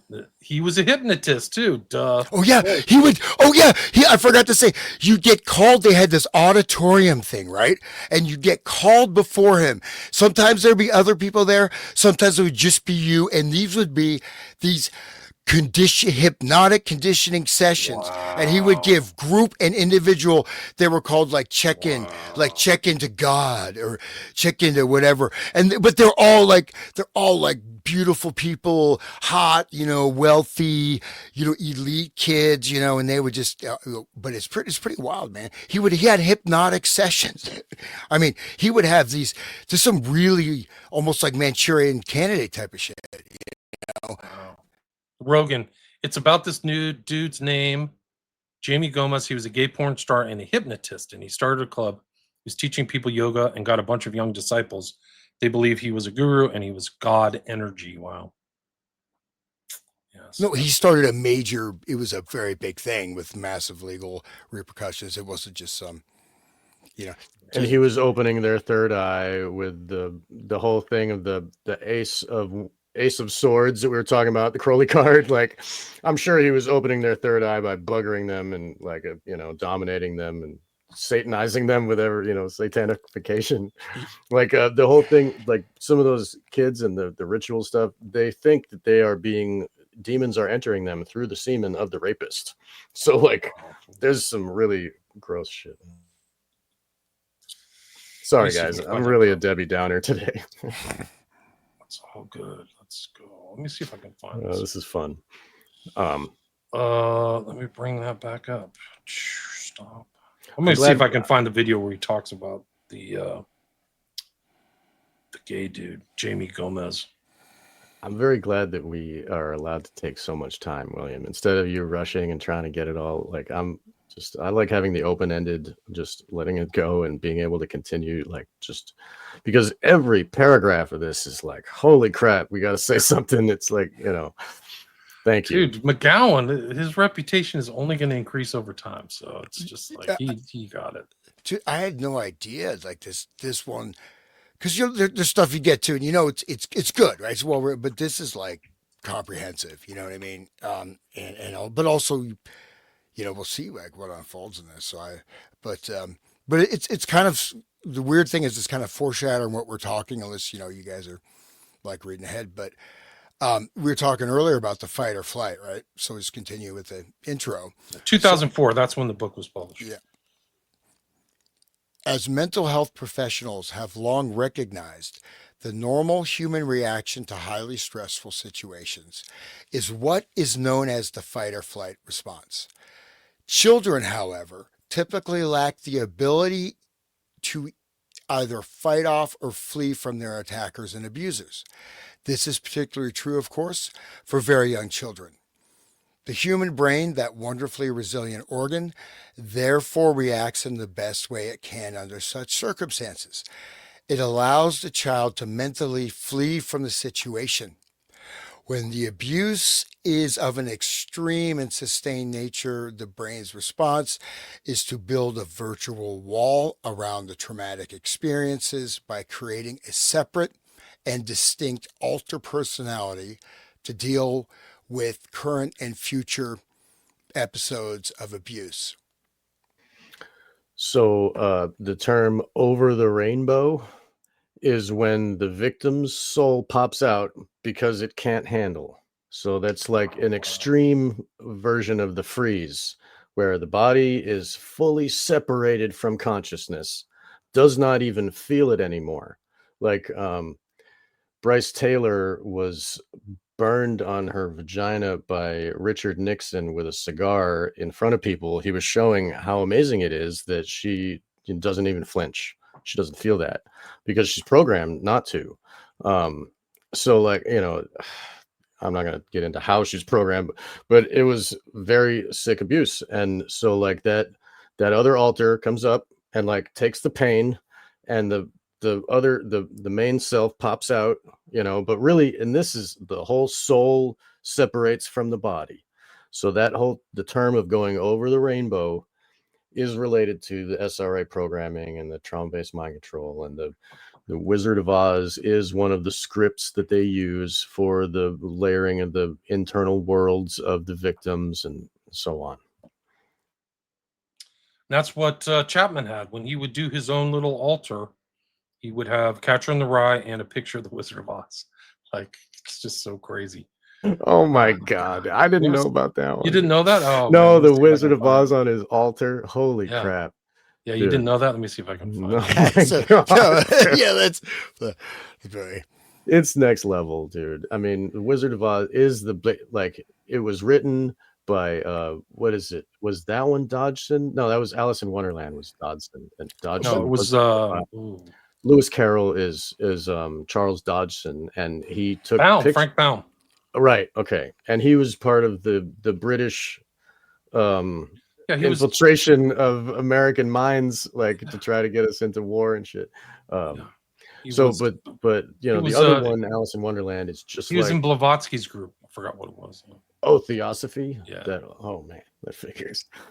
But okay, so like, well, I'll just step out here. I'll just leave it there. I don't mean to keep talking. Oh, I can keep going.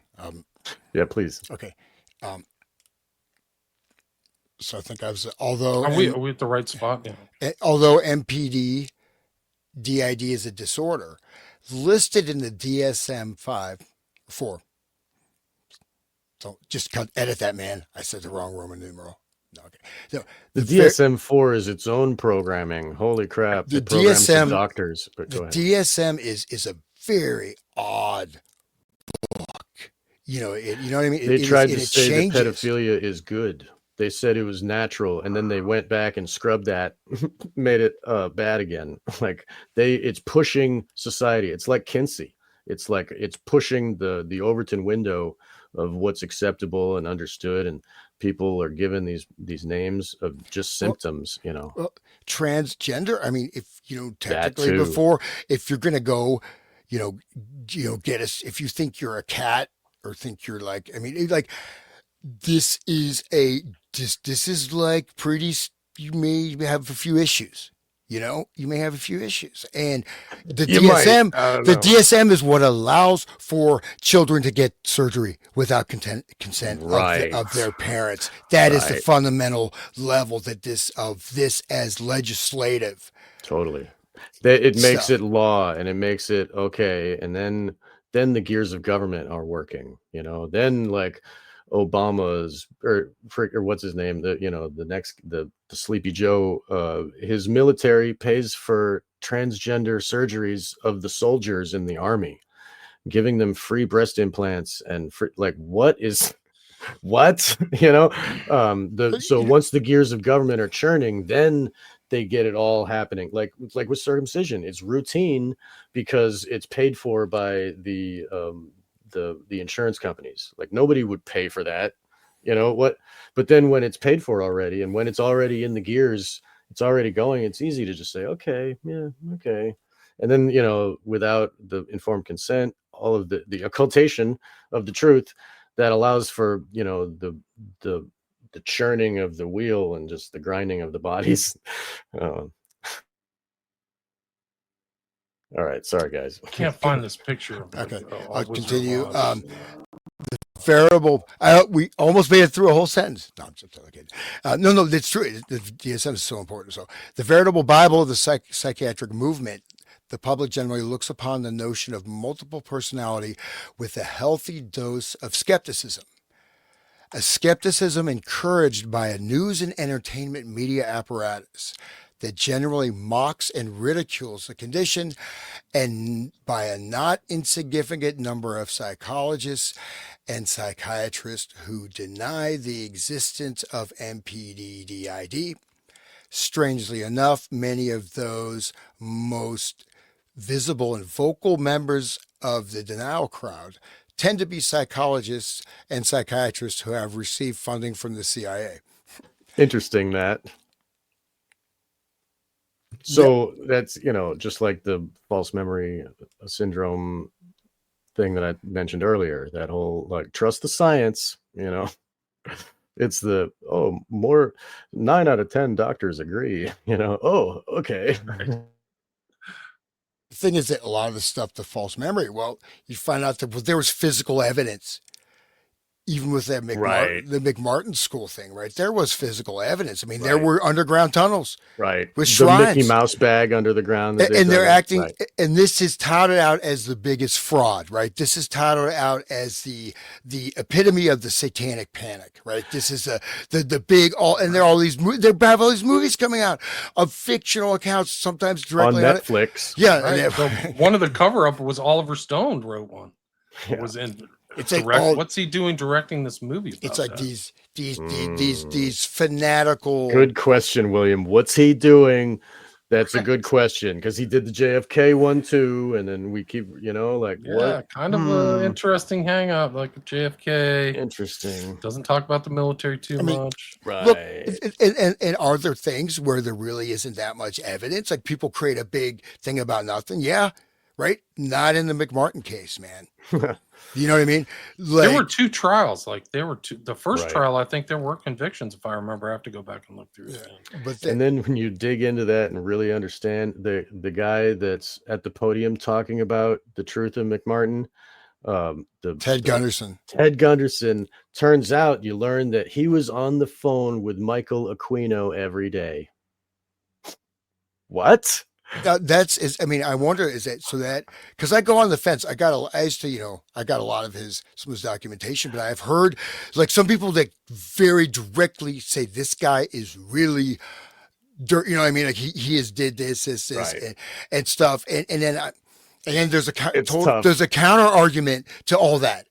Right. Right. So I don't, but that, I mean, is that? But I mean, what is very Aquino was possible. doing? Aquino was doing mind control for the military, in Vietnam, like, just like the same stuff that's being talked about here. These, he would write the memos for the government, like, this is how you do it, and they had programs orchestrated by him that were, the sound of ghosts on the battlefield to, like, scare the enemy and shit, like to create fear and that type of shit. So the Temple of Set is just that's just like a don't look here. It's like a blocks everybody from looking past into his government stuff, because if he's just if he acts like LaVey and he's just a crank on Oprah with his silly eyebrows, nobody's going to take him seriously. And oh yeah, and then people accuse him of the Presidio stuff. Oh yeah, well that's just because I was on Oprah, and I've got a face, and they false memories, guys. And so like it creates the loop of that's not true, maybe question, I don't know. And meanwhile he's like collecting Nazi memorabilia and doing like dark ritual and Webelsberg Castle or whatever. Yeah, like Yeah. I mean, the one thing I just want to say though, I mean, there have been instances of things that maybe overblown, that did this, but the McMartin thing, just seeing how that has become again the epitome, the touchstone of this is example of what can happen to you. You can become like one of these people, creating and destroying lives and creating this panic over nothing, and then programming. And now we have it in the DSM that none of it happened because it says it's a false memory.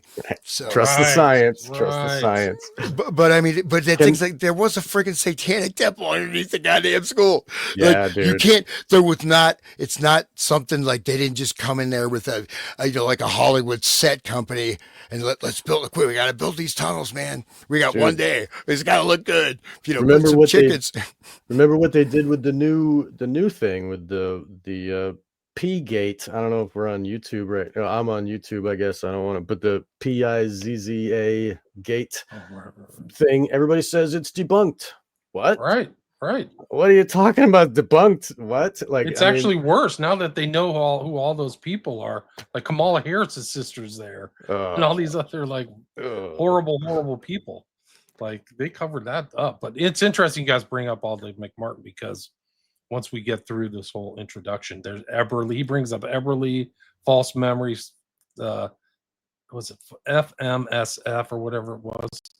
So he's on point, man. He knew that he knew that McMartin was real. Like that's the whole thing about how consistent McGowan is, because he doesn't fall for a lot of this claptrap, this propaganda stuff. Like he's like, people are creepy, dude. Like he knew it. Like he was so solid. He digs up the documents. Yeah. So Look at the finders, dude. The finders just disappeared, right? I mean, this shit. Right. What that's happened? Debunked, whatever. Yeah. No, they're still out there. They're still yeah. Friends of Animal Society.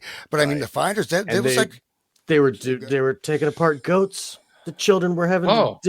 It was a huge network too. A lot of sophisticated people were in the that trauma of the children. It's like, how do you traumatize them? Oh, the bloody goat. Like, oh man. So it's so dark, man. So just anyway, this is the picture of Chapman. He bought like a postcard with the wizard, and then may I say about that picture? Just sure. So like the idea of the little girl and these other characters, those are the altars. Okay, the courage comes out when she needs courage. The brain comes out when she needs a brain, and the Toto is her shadow self. That's like her subconscious, and like, anyway, so like when she is in need, when she's on this adventure and she like, needs courage, like the other self can pop up, like, and kids that are familiar with their other selves and the other selves can communicate inside.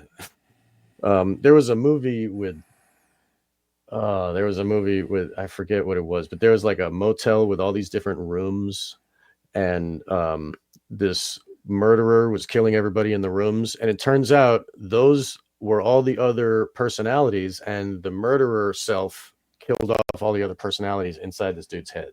That's what it was about. I forget. It had John Cusack, and he was like the murderer guy. And we would think it's a real motel or whatever. But anyway, there is communication in the head between the selves, and that is what is being expressed here. And it's a perfect tool for for the programmers to use that as the scaffolding of the internal worlds. They have all the masks, right? If they have the faces are almost similar. They all have the same face with a mask. Right. That's just pretty trippy. Wow. Yeah. Ooh. So yeah, and the lion and the Tin Man, and that, you know, the lion is like the British, like, anyway, and the Habsburgs, and the Tin Man is like in industry, and you know, straw. It can go pretty deep with the other metaphors and the other allegory, but the idea of a little girl who needs these other selves to keep her protected on her journey, you know, that's what's going on there. Levi says, thank you, William, Hans, and Sean, for an informative presentation. Thank you. It's my pleasure. Where are we? Did we get past the CIA, or did you get to the Melbourne? No, we made it to yeah, it just right. There's one more paragraph on that page. We should call Guinness Book, I think. This is like, you know, it takes just as many times to get through this. It'll take about just as much time it took Kubrick to film Eyes Wide Shut. I think we might get to it by the end of next year. Yeah. Well, there's a lot to talk about. I mean, the thing is, like, this is great. I love it. Thank Thank you. Down, man. So this is what's interesting is that I think you just summarize the next paragraph and let's read it. But so this is a study in Sydney, Australia, and basically they wanted to see if it's real or not, and they had actors, you know, acting like they're suffering, you know, multiple personalities, and people that actually had that, there were distinct changes in the brain that shows they weren't acting. So, and then, so we can, there's the next page. So does all of this. We're at the 1 hour, 50-minute mark, guys. So yeah. So please, William, tell us where we can find your work and your books. Yeah, you can go to William Ramsey Investigates, my podcast. I've got 5 books on Amazon. Actually, I have 6 books. I have a smaller book that I wrote called Aleister Crowley, A Visual Study, for $5 if you want to see a bunch of pictures of Aleister Crowley. And then I've got 5 documentaries on my Patreon. So you can check out my Patreon. I post a lot of stuff there, so you don't have to watch the stuff with ads or anything on my Patreon. And that's about it. Thank you. I don't know when you have. I mean, I'm not saying we have to wrap it up. I'm just saying we're okay. Near the 2-hour mark. I got another hour before I have to cut it. Okay, so. I do have to let the dog out. But, all right, he's got to hide in his bathtub. It's all right. No, I got to let the dog out, man. Right. But, how much longer do you guys want to go? I mean, it's kind of a good. The truth be told, we could keep going for a while. I think it's kind of a good spot to stop. Okay. Closure point. I mean, I could keep going all day, but you know, it's. I mean, no, God bless you, Hans. That's great. We should. That's why we are blessed. That's why we want to have your voice here with us, because you can talk about this. This is the best. We have 7 more pages. We got through 3 pages, I think. 3 full pages. I mean, if you want to just, you guys want to read, go. You just want to keep going. That's fine. I'll just let the dog out. I'll be there. You can.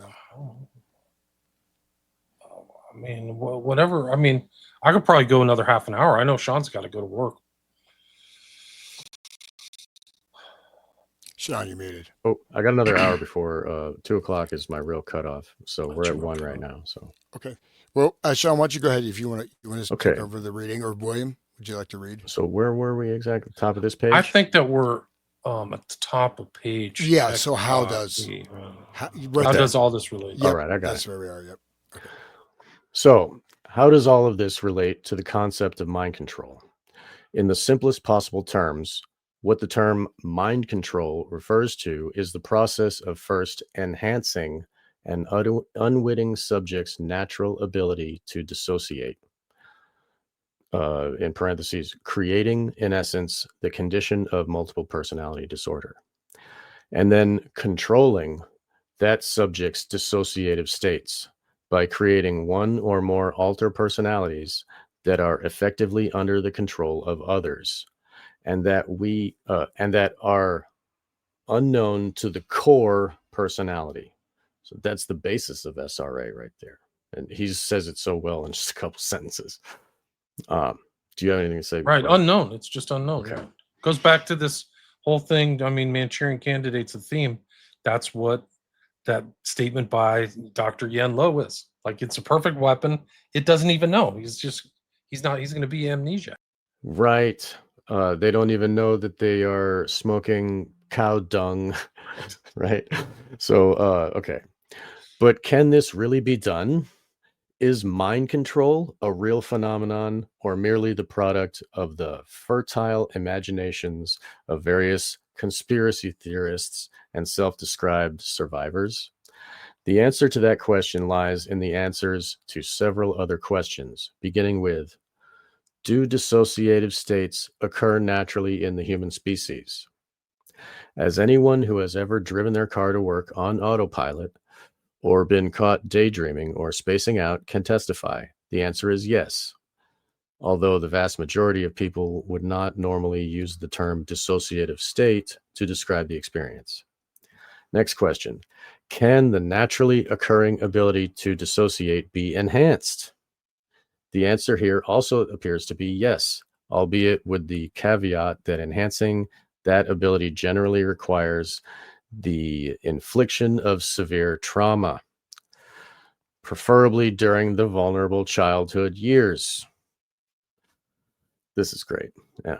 Next question. Would the CIA and other U.S. intelligence agencies be restrained morally or ethically from inflicting such trauma? No, all caps. No. Big question there. Yeah. Well said, William. Do you want to talk on that for a minute? No, but I mean, it's just like his line of thought. Just like exactly. Just give credit to massive props to Dave McGowan. Right. The government obviously doesn't have any moral qualms in doing any. Like we see it time and time again. You know? Yeah, it's proven they don't. How this question is answered depends largely upon the individual reader's political orientation, the mind control that they have, and level of awareness of national and world events. So the level of awareness of their own programming, right? Serious students of covert operations know that the CIA has a long and very sordid history of sponsoring countless assassinations, civilian massacres, violent coups, and barbaric torture/interrogation centers, parentheses, and that is just the short list. So true. This bloody and very well documented, see William Bloom's Killing Hope, Common Courage Press, 1995, for a detailed look at some of what the intelligence community really does with your tax dollars. The record suggests that there is little, if any, that the CIA will not attempt to justify in the name of national security. Documents released through FOIA requests have revealed that, at the very least, the agency has not shied away from funding and sponsoring studies in which very young children have been dosed with LSD continuously for several weeks. Incredible. Welcome back, Hans. I'll keep going. The next question. If we accept that dissociation is a real and naturally occurring human ability, and that the tendency to dissociate can be enhanced, and that the intelligence community's hands are not tied by ethical concerns, then the final and most critical question becomes, can enhanced dissociative states, once created, be controlled? George Estabrooks was clearly convinced that that was indeed the case. He claimed that, okay, do you want to talk, William? No, I just like that. That's so important. Can enhanced dissociative states, once created, be controlled? Yes. The answer is yes. Man, it's so, okay. So George Estabrooks, again, this name that we're going to get into in the further episodes, he claimed that once a person's core personality had been split, it was then possible to control one or more of the alter personalities without the conscious awareness of the primary personality. This process, according to Estabrooks, allowed the intelligence community to create super spies, unwitting agents who were willing to follow any orders unquestioningly. And they would smoke cow dung while they do it. They don't know. Everything is totally gone. They have no awareness. Just like in Manchurian Candidate, what we saw. So getting back to this, among other duties, these super spies made ideal couriers since they could be fed sensitive information while in a controlled dissociative state and therefore have no conscious awareness that they were transporting important data. Obviously, Kay Griggs, you guys familiar with her Oh, stuff? whoa, yeah. The hours and hours and hours, right? There's the whole She's thing. great. Holy crap. She's on YouTube. Everybody look up Kay Griggs. Yeah. Okay. So she actually, it was interesting. I see what happened to her. She actually just retired from, doing stuff in public, just hanging out with her family. But Kay Griggs, I mean, her husband, right, is part of this whole inner world of that Naval intelligence. high level intelligence with parties, gay stuff, with all kinds of things going on, and even this kind of, the split personality or whatever you Right. want to call it. But He would get drunk and spill all the stuff. Go ahead. Sorry. no, yeah, go ahead. Yeah, that's all. Okay. Well, yeah, he would get drunk. You were saying earlier about the drinking alcohol is almost a different personality, and they are encouraged to drink alcohol. And at those parties that Kay would talk about is like way lots of alcohol. And that's the only way that he could like really live his life is totally drunk the whole time. And that it suppresses his mind from realizing, it's another way of occulting, anyway. So even under torture, the super spy would reveal nothing. For as far as he or she was aware, there was nothing to reveal. Someone at the receiving end who was familiar with the super spy's programming, however, could readily extract the information, after which the super spy would remain blissfully unaware that a mission had been successfully completed. And just like the Manchurian Candidate, he was, he's playing solitaire, and the guy tells him to go jump in the lake, and he didn't know that he did that. I mean, his friend pulls him out of the lake. He says, "What are you doing?" He says, "I don't know." So, okay. And there were some hypnotic couriers, even during World War One.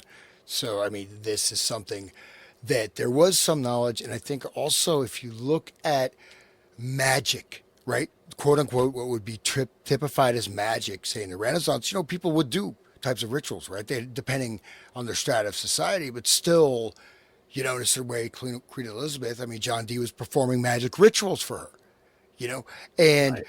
So, but what I'm trying to say is that within this, are there particular fragrances? Are there particular light, sound, color combinations? Are there whatever energies, whatever you want to say, that some of this stuff can be shift? You know what I mean? There's stuff that was around the hashishans, man. This is full, this was a pretty advanced technology in the 13th century or whatever. Right, with no technology. So I just wanted to throw it out there, especially the courier stuff, though. But one last thing about that is it's pretty light. It's one thing to carry information that you just remember this information, you repeat it, and then it's silenced. It's another thing to train someone to be like an assassin. You know what I mean? There's much more complex. The courier thing also happens with the hookers, the sex women, because they are, they're brought around by the USO show to the enemy territory to go like tell the generals what to do. So in their altered state of sex kitten or whatever, they relay information to powerful people that are accessing them, so like that's another way of information transmission that's used here. It's not just the super soldier, it's also the women in the sex stuff. And just like with the LSD thing, the nocturnal emissions, that program that the government did where they would dose the johns of the hookers, and then they would try to influence and tell them things and try to extract things and that type of stuff. So I will continue. As dubious as Estabrooks's scenario may at first appear to be, it is not so very different from the common phenomenon of driving on autopilot. Let us imagine that you have managed once again to find yourself at work with no idea how you got there. You can remember nothing beyond pulling out of your driveway.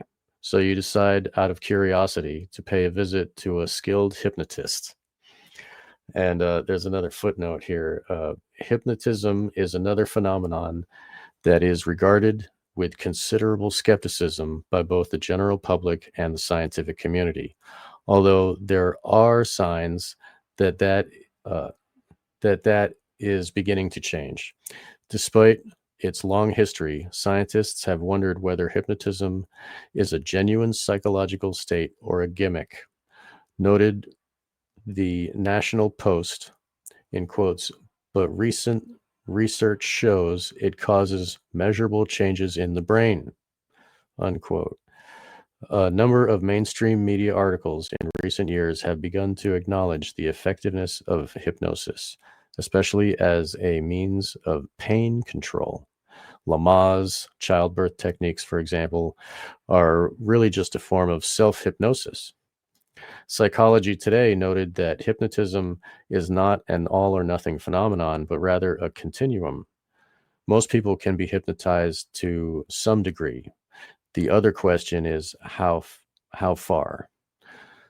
The same can be said, of course, of the ability to dissociate, which largely determines susceptibility to hypnotism. Okay, so like if they dissociate easy, then a hypnotist can easily hypnotize them. It's a symptom. And I want to say that I think important to bear in mind that our society, in a sense, has become hypnagogic, right? It has. We are surrounded by images, media, flashing here, there. You know what I mean? Social media. You can scroll, you go here, there. You know what I mean? So it's like that flood of images or whatever, before you fall asleep. It goes into, but also this misdefinition of what hypnosis actually is at fundamental to expanded, and how this is differentiated from, say, proper functioning, right? It's like, we're looking at a thing, everybody is the level of hypnosis is quite high, much higher than it was in the past. And but then we don't have the definition, cerebral inhibition, right? You can be hypnotized and not even know, because this, but then of course, again, we have to define it. So we'll go on from there, but still, like, we don't, you know what I mean? It's like, yes, there's different extreme amounts, but NLP if you do like the pickup artist things, right? These guys were really into that. Back, they're probably still doing it, which, whatever, good for them. As just using all these advanced. No, a friend of mine unfortunately passed away. He gave me this like huge CD. It's like 20 CD set. It was just all NLP hypnosis techniques to pick up women. I did not get through. I don't listen to it, but it was like this whole like seminar, man. People paid this dude paid a lot of money to go there. But Crazy. But that's the thing. There's a susceptibility to transinduction. When you're at the gym and the screens are flashing, you're not, notice you can't get away from the music, the background music. You can't get away from the telescreens. You can, but I'm just saying, man. In general. Yeah. Yeah. It's 1984. Anyway, okay. So yeah, I agree. Like that episode we did about doom scrolling and what it does to our heads. Like, yeah, you have a lot to say about that, Hans. That's great. So, okay, you decide to visit a hypnotist who succeeds in putting you under, so to speak, while the hypnotic trance, another term for a dissociative state, you would be able to relate to the hypnotist and anyone else in the room all the mundane details of your drive to work, because it is your subconscious gets it all. Your conscious mind might not record it, but the subconscious does get everything. So the hypnotist can access that. Once brought back to a normal state of consciousness, however, you would still have no conscious memory of your drive to work unless instructed otherwise by the hypnotist.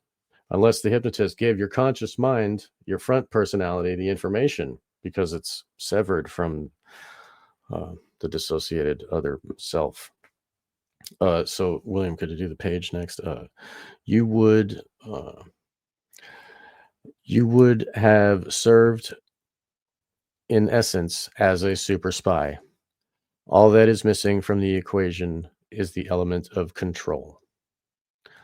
And how would that control be attained? Estabrooks shied away from the details, maybe not in that FBI document, only alluding to the severe psychic torture that is required to split a person's core personality and then exert control over the alter personalities that are created.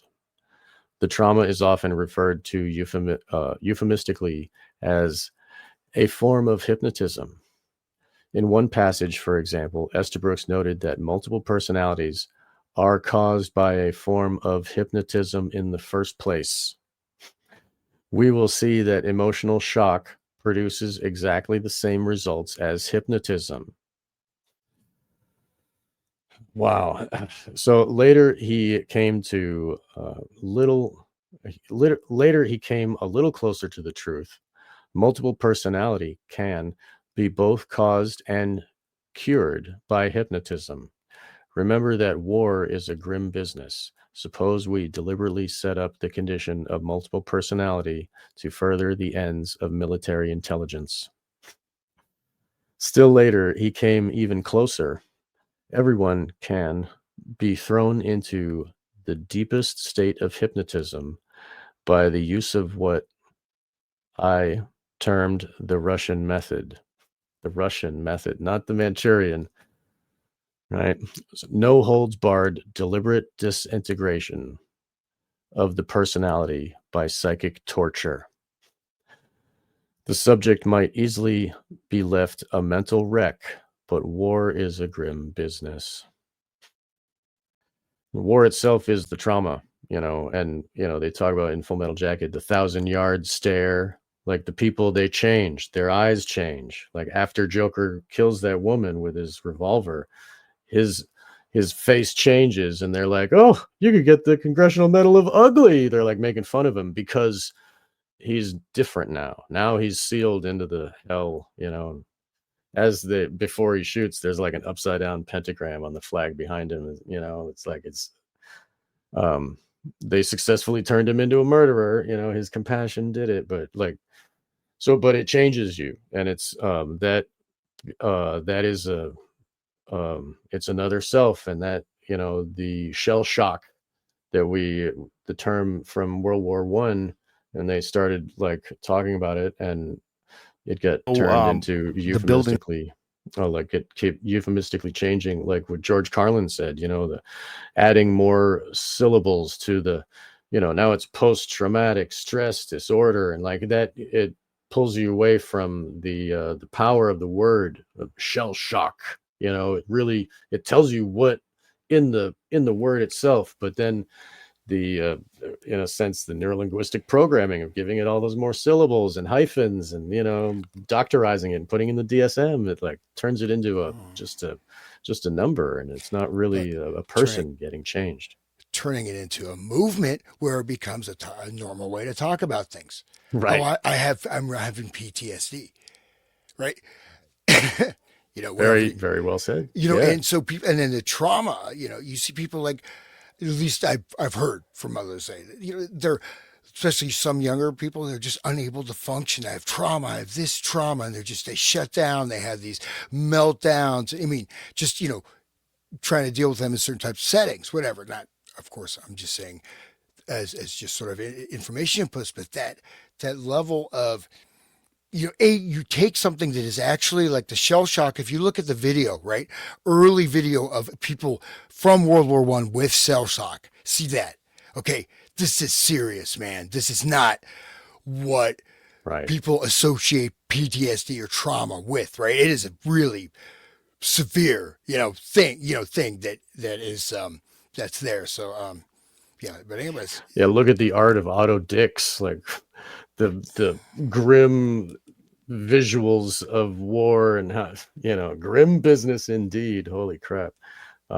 War is indeed a grim business, as Estabrooks was apparently fond of stating, but that in a sense wipes away the morality factor. Oh, it's grim, we don't have to care, like whatever, it's just part of the business. It's doing what I'm told, boss. Just like in Nuremberg, like just following orders here. That's the timing. This is Estabrooks is right around World War II, so he talks a lot about wartime application of this stuff. So if we can get done with this page, we can finish off with Rogan, which Hans mentioned earlier, the hypnotist at the Comedy Mothership. It's actually a perfect awesome place to do the video because we're going to talk about brainwashing and cults. I love how we tie it to current day stuff because we're talking about World War II time, but I mean, it's still, even Joe Rogan talks about it. So yes, it is a grim business and, whatever, just write it off on the paperwork and file it away and no moral judgment here. I'm part of the group. I don't have morality. Anyway. He's fond of stating, but the argument hardly justified that the type of research the doctor endorsed, including using children who are notoriously easy to hypnotize as research subjects. Decades after the publication of Estabrooks' seminal work, another psychiatrist hypnotist by the name of Paul Verdier, Verdier, wrote an obscure book entitled Brainwashing and the Cults, an expose on capturing the human mind. Verdier's manuscript began on a promising note with this acknowledgement. It must be accepted that brainwashing is now being used here in the United States by devious persons with personal gain in mind. Unfortunately, the author followed that bold proclamation with a woefully inaccurate accounting of who those devious persons might be. He did, though, provide a reasonably good description of the process of mind control, although Verdier, like Estabrooks, did not use the term mind control. By Verdier's account, the objective of the would-be brainwasher is to access those areas of the brain that are outside of the individual's conscious mind. This is accomplished, the doctor explained, by circumventing the normal inhibiting response to the cerebral cortex, so that an individual's voluntary conscious self-control will be bypassed or short-circuited. In order to disable what Verdier referred to as the brain's cortical block, all of the following were recommended: alcohol, euphoric drugs, isolation, solitary confinement, and the most dramatic and unique item in the brainwashing arsenal, hypnosis. All of these brainwashing techniques significantly have been exhaustively researched by the CIA. Verdier went on to explain that in order to achieve truly lasting states of brainwashing or mind control, it is necessary to subject the victim to profound and deep emotional states. The recommended emotional states are fear, shock, and anxiety. Make you think of 9/11, never forget, right? So, all of which have an intense disinhibitive effect on the human brain. Even more effective is pain, because according to the eminent neurologist Dr. Wilder Penfield, Dr. Penfield was an associate of the notorious medical torture practitioner and MK Ultra operative Dr. David Ewan Cameron. I like how he describes Ewan Cameron. So Wilder Penfield, sensations of pain from the muscular sensory system enter the subcortical brain regions directly. With the passage seemingly lifted from Estabrooks' writings, Verdier left no doubt that pain and fear are the most useful items in the MK Ultra toolbox. What is SRA? I mean, holy crap. Okay. In quotes, Russian political scientists do support the belief that given enough punishment, all the people in any time or place are susceptible to hypnotic control. Footnote here. This is a very common form of disinformation that is found frequently in the writings of CIA-affiliated writers. Acknowledge that mind control is a real phenomenon, but then blame it all on those godless communists. Just like Manchurian Candidate happened in Manchuria over there, right? Yeah. Other agency penned manuscripts deny that mind control exists at all, which is another common form of disinformation. Okay, Verdier echoed other Estabrooks's beliefs as well, including the idea that brainwashing could and should be widely utilized for benevolent purposes. I can't see. Can you get the thing off the screen? Fez Woody's comment. That's okay. Sorry. I can't see the bottom. That's all. So another footnote, number 7 here. The final chapter of Verdier's book, entitled "Benevolent Brainwashing." In the future, this is like all this Huxley, holy crap, contains the following recommendation.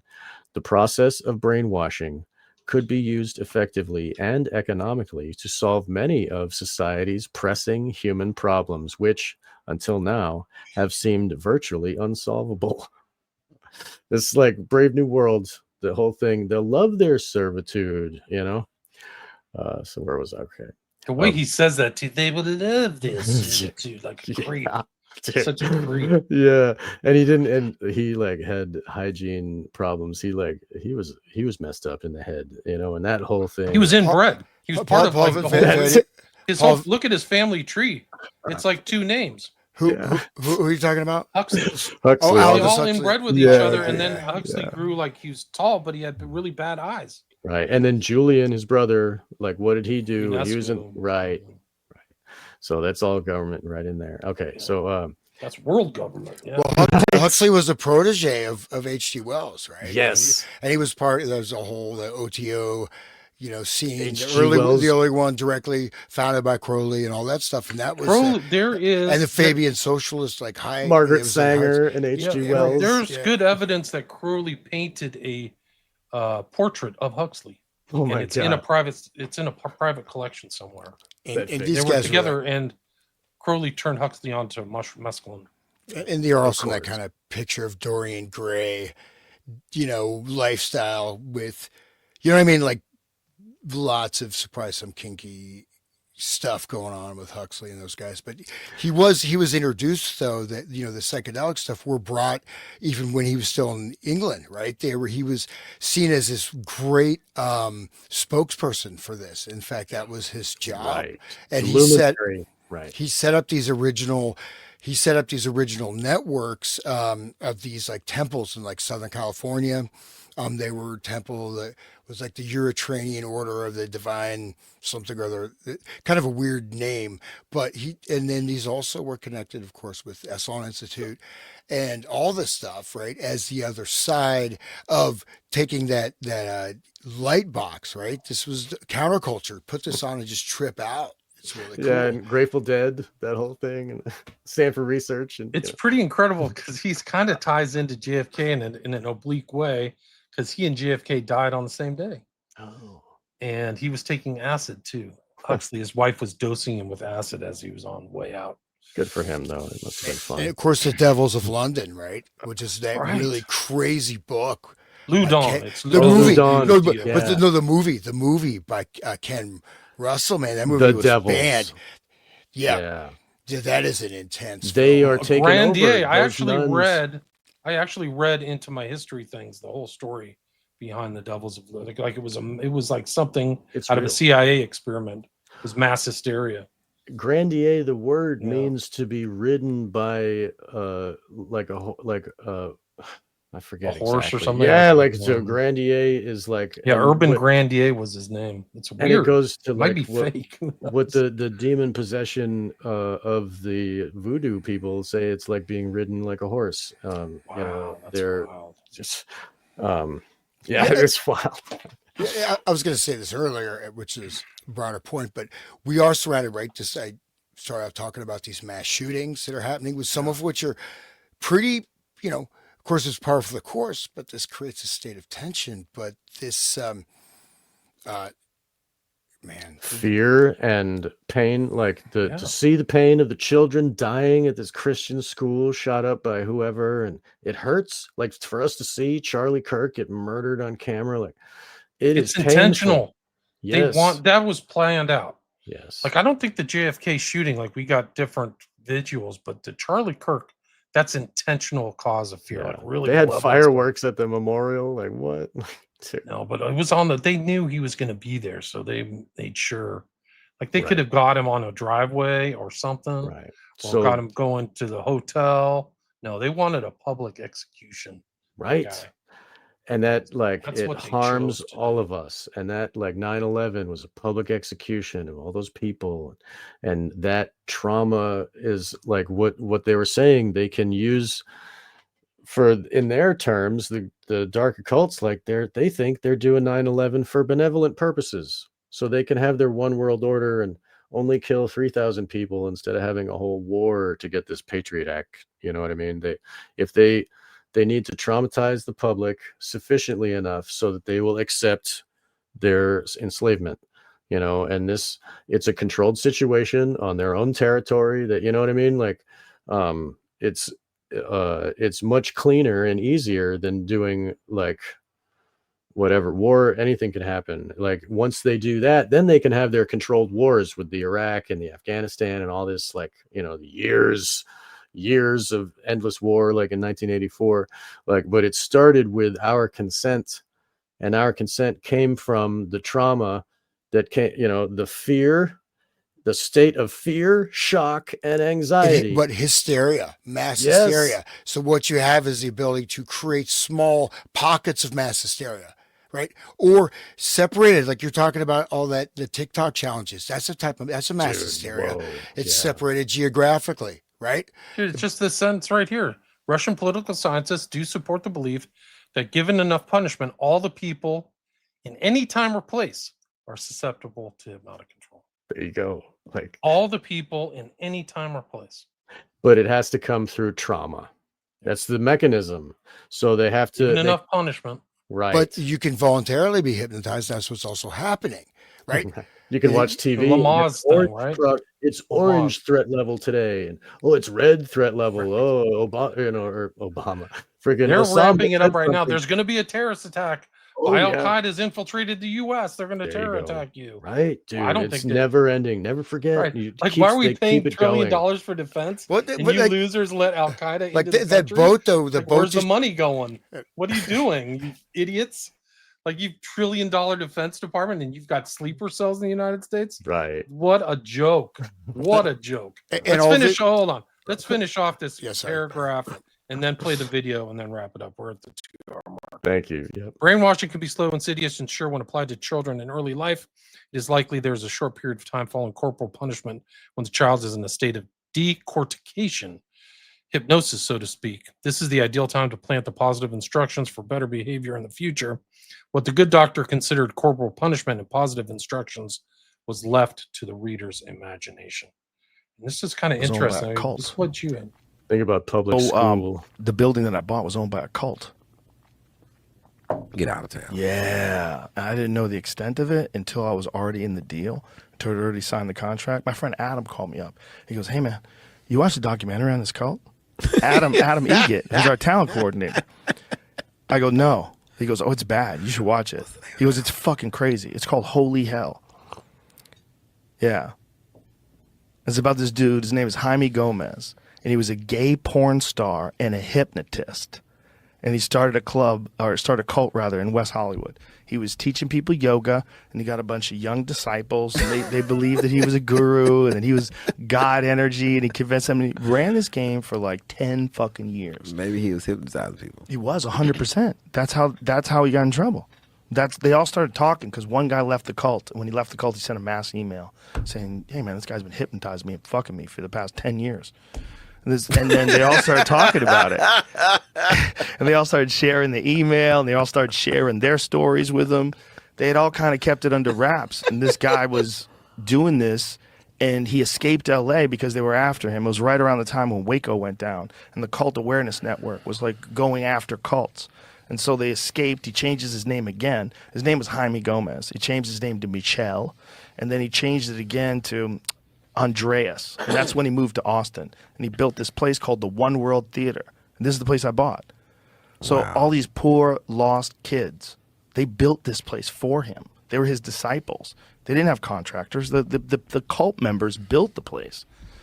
Under hypnosis. Well, I don't think that was under hypnosis, but what he would do is he'd give them therapy every week. He'd charge them money, charge them $50 for therapy, and then he'd fuck them. This guy. You should watch the documentary. The documentary is wild. Because, holy hell. Yeah, because like we were talking about cults.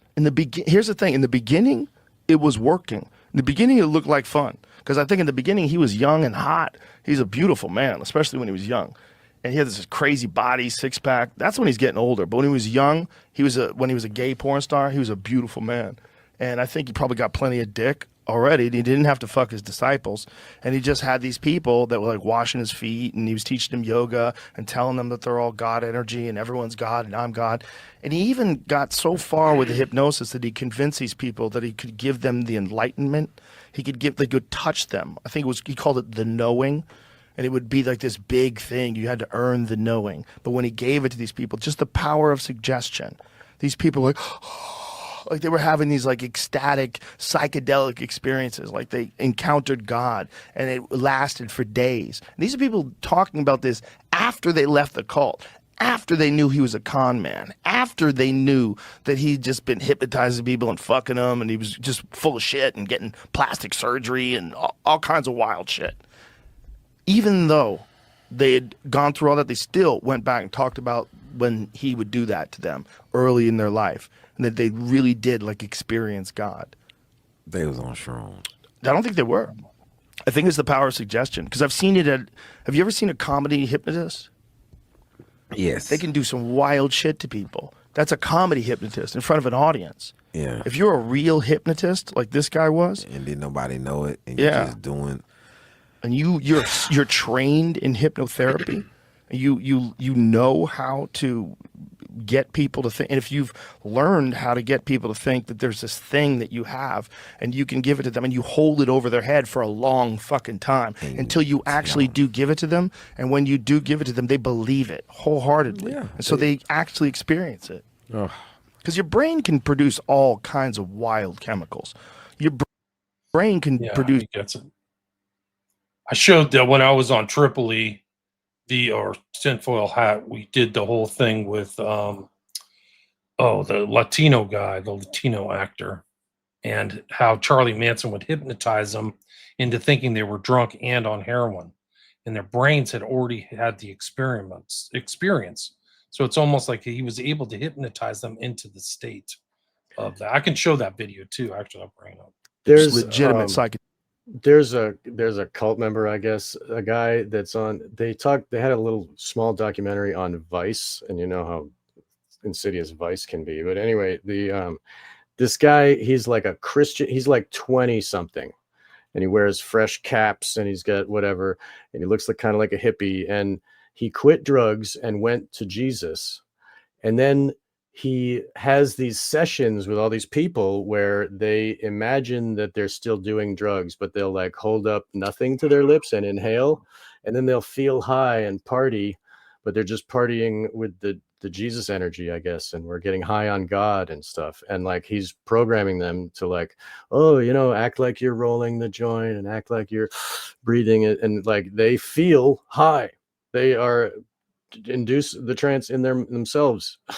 It's really weird. Let's go back here. Psychedelic chemicals, like full-on tripping chemicals. Yeah. So if this guy can convince you that that's happening, your brain probably does dump all those chemicals out because you think it's actually happening. That's crazy. Crazy. So he's kind of telling the truth, which is the most fucked up thing. He's kind of giving you this experience, and it is a real experience. But the whole thing goes off the rails. It goes off the rails. And eventually they actually fly him to Hawaii to get rid of him. Damn. They can't get rid of this guy. Like, why he can't be arrested for the nonsense that he's doing? See, the thing is, if you're going to arrest him, like those people are there because they're willing to be there. They want to be there. They believe in him. 20 people went with him to Hawaii. But when the cult broke up, a bunch of them flew to Hawaii with him.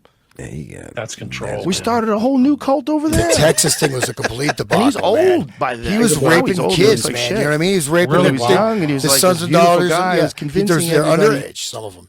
Think about Jim Jones and those people. Like they, He's they dark. drank the Kool-Aid if they did drink it. If they weren't meant. But that whole thing is same. But he kept getting. He had all. It wasn't drug related, right? But it was this body and energy. And everyone was really good looking and hot, and you know what I mean, and the whole thing. But You met Charles Manson. Okay, good. So this is Manson hypnotizing Dan. I think his name's Danny Trejo. Trejo. Yeah. Trejo. He was in Heat. He always plays like the bad guy or Machete or something. So you met Charles Manson in prison, didn't you? What was that story? Can you tell us that? County jail. In the county jail. But let me tell you, Charlie wasn't the guy that you saw on the TV specials. All right. He was he was like 5'4", 5'5", little scrawny. He was poor, kind of like a bum, really. He had a string for a belt. He tied his pants with a string because he couldn't afford a belt, and everybody else, we dressed, cool, ironed our pants, and so some of the prisoners were going to take advantage of him because they take advantage of anybody that's small.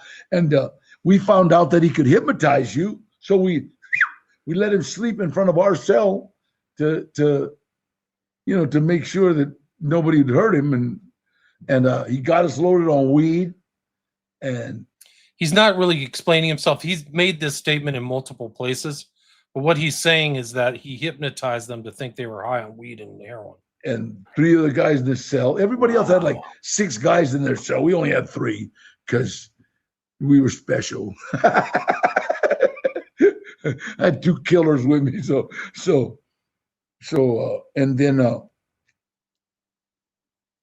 And then he got us loaded on weed. And I said, well, get us loaded on heroin. So the 3 of us tried to get loaded. He got 2 of us loaded on heroin. One guy just woke up. And afterwards I asked him, how come he couldn't do him? And he asked, did you ever get loaded on heroin? He goes, no. Well, your mind doesn't know how to work. Do you understand? Your mind doesn't know how to react. So if I tell you to do something while you're hypnotized and you haven't done it before, or you don't know how to do it, you'll just wake up. And that's what kept happening. Yeah. See, Wow. Manson knew it. You'll just wake up. See, I can't program. He knew. He was an experienced hypnotist, Manson. So you're saying that he was in you guys loaded connection up with on Jolly heroin and a week, West but there was, too, right? Like him and Jolly and West were in connection in Haight-Ashbury, weren't they? I don't know if they've ever made that connection. I know that the Manson family was seeking treatment at the Haight-Ashbury clinic. Well, when he was in jail, he was visited. no, Jolly West was running his hippie house, right? So Jolly West had this. Not only there was the free clinic, right, where Manson's parole officer was there, but Jolly West was running. He also had offices in that building, in the clinic building, for his. They had hippie houses, right, with agents, undercover agents who, have written about it. They worked as undercover agents in the hippie houses all at the same time Manson was there, right? And Manson was given LSD by his parole officer. And then that's when he started getting this messianic vision, because that wasn't there before. He didn't have he was whatever. He was a street hustler or whatever he was, pimp, etc. But yeah, so. there's no heroin or weed in the room, right? He was doing this purely through hypnosis. People know when I get loaded on heroin, my eyes, I get red under my eyes. And it's like literally the first thing, blah, you throw up, you dump. And I mean, me and Chato, it's like we both got blah. He dumped in the sink, I dumped in the toilet. So the effect was enough to make them think that they were on heroin and throw up. Wow. And looked, hey, what you doing? And oh, everybody was like shocked. And this Johnny Ronnie Cruz, he was like, well, what happened? He never got loaded. And boy, I was sorry when they transferred Charlie out. It's all right, because he was getting drunk. He was getting high for free. You got unlimited access to anything that you want because he can just keep on hypnotizing you back into it. What was he in for? Do you know why he was there? Yeah, I have no idea. He was nothing of any. Trejo's told this story. These guys got to be hard to hit. Oh no! I just hit the wrong button. Sorry, Sorry. just real quick. These guys must be hard to hypnotize. These are convicted murderers, right? These are pretty hard at. I don't know. A lot of them had trauma when they were kids, probably. If it caused them to Don't be you that. think that's why they're in jail? Probably. Yeah. Dad beat the crap out of them. I got to run, guys. So you guys can. Thank you, William. You can stay on, but I have to go too, man. So no, I got to go too. Thank you very much for your time, and thank you for bringing this. And just having this to read from and to talk openly is just so awesome. I'm so glad that we had this recorded, and thank you, listeners, for listening. And there will be a part 6. Yes, yeah. We will schedule that. Wrong. Yes, perfect. And everybody should visit WilliamRamseyInvestigates.com, and everybody should visit the Resonant State and see Hans's work. And please visit Wake the Dead if you're one of their listeners. Thank you very much for joining us. Awesome. Have a wonderful day. Yeah, peace. Bye-bye. Peace, everybody.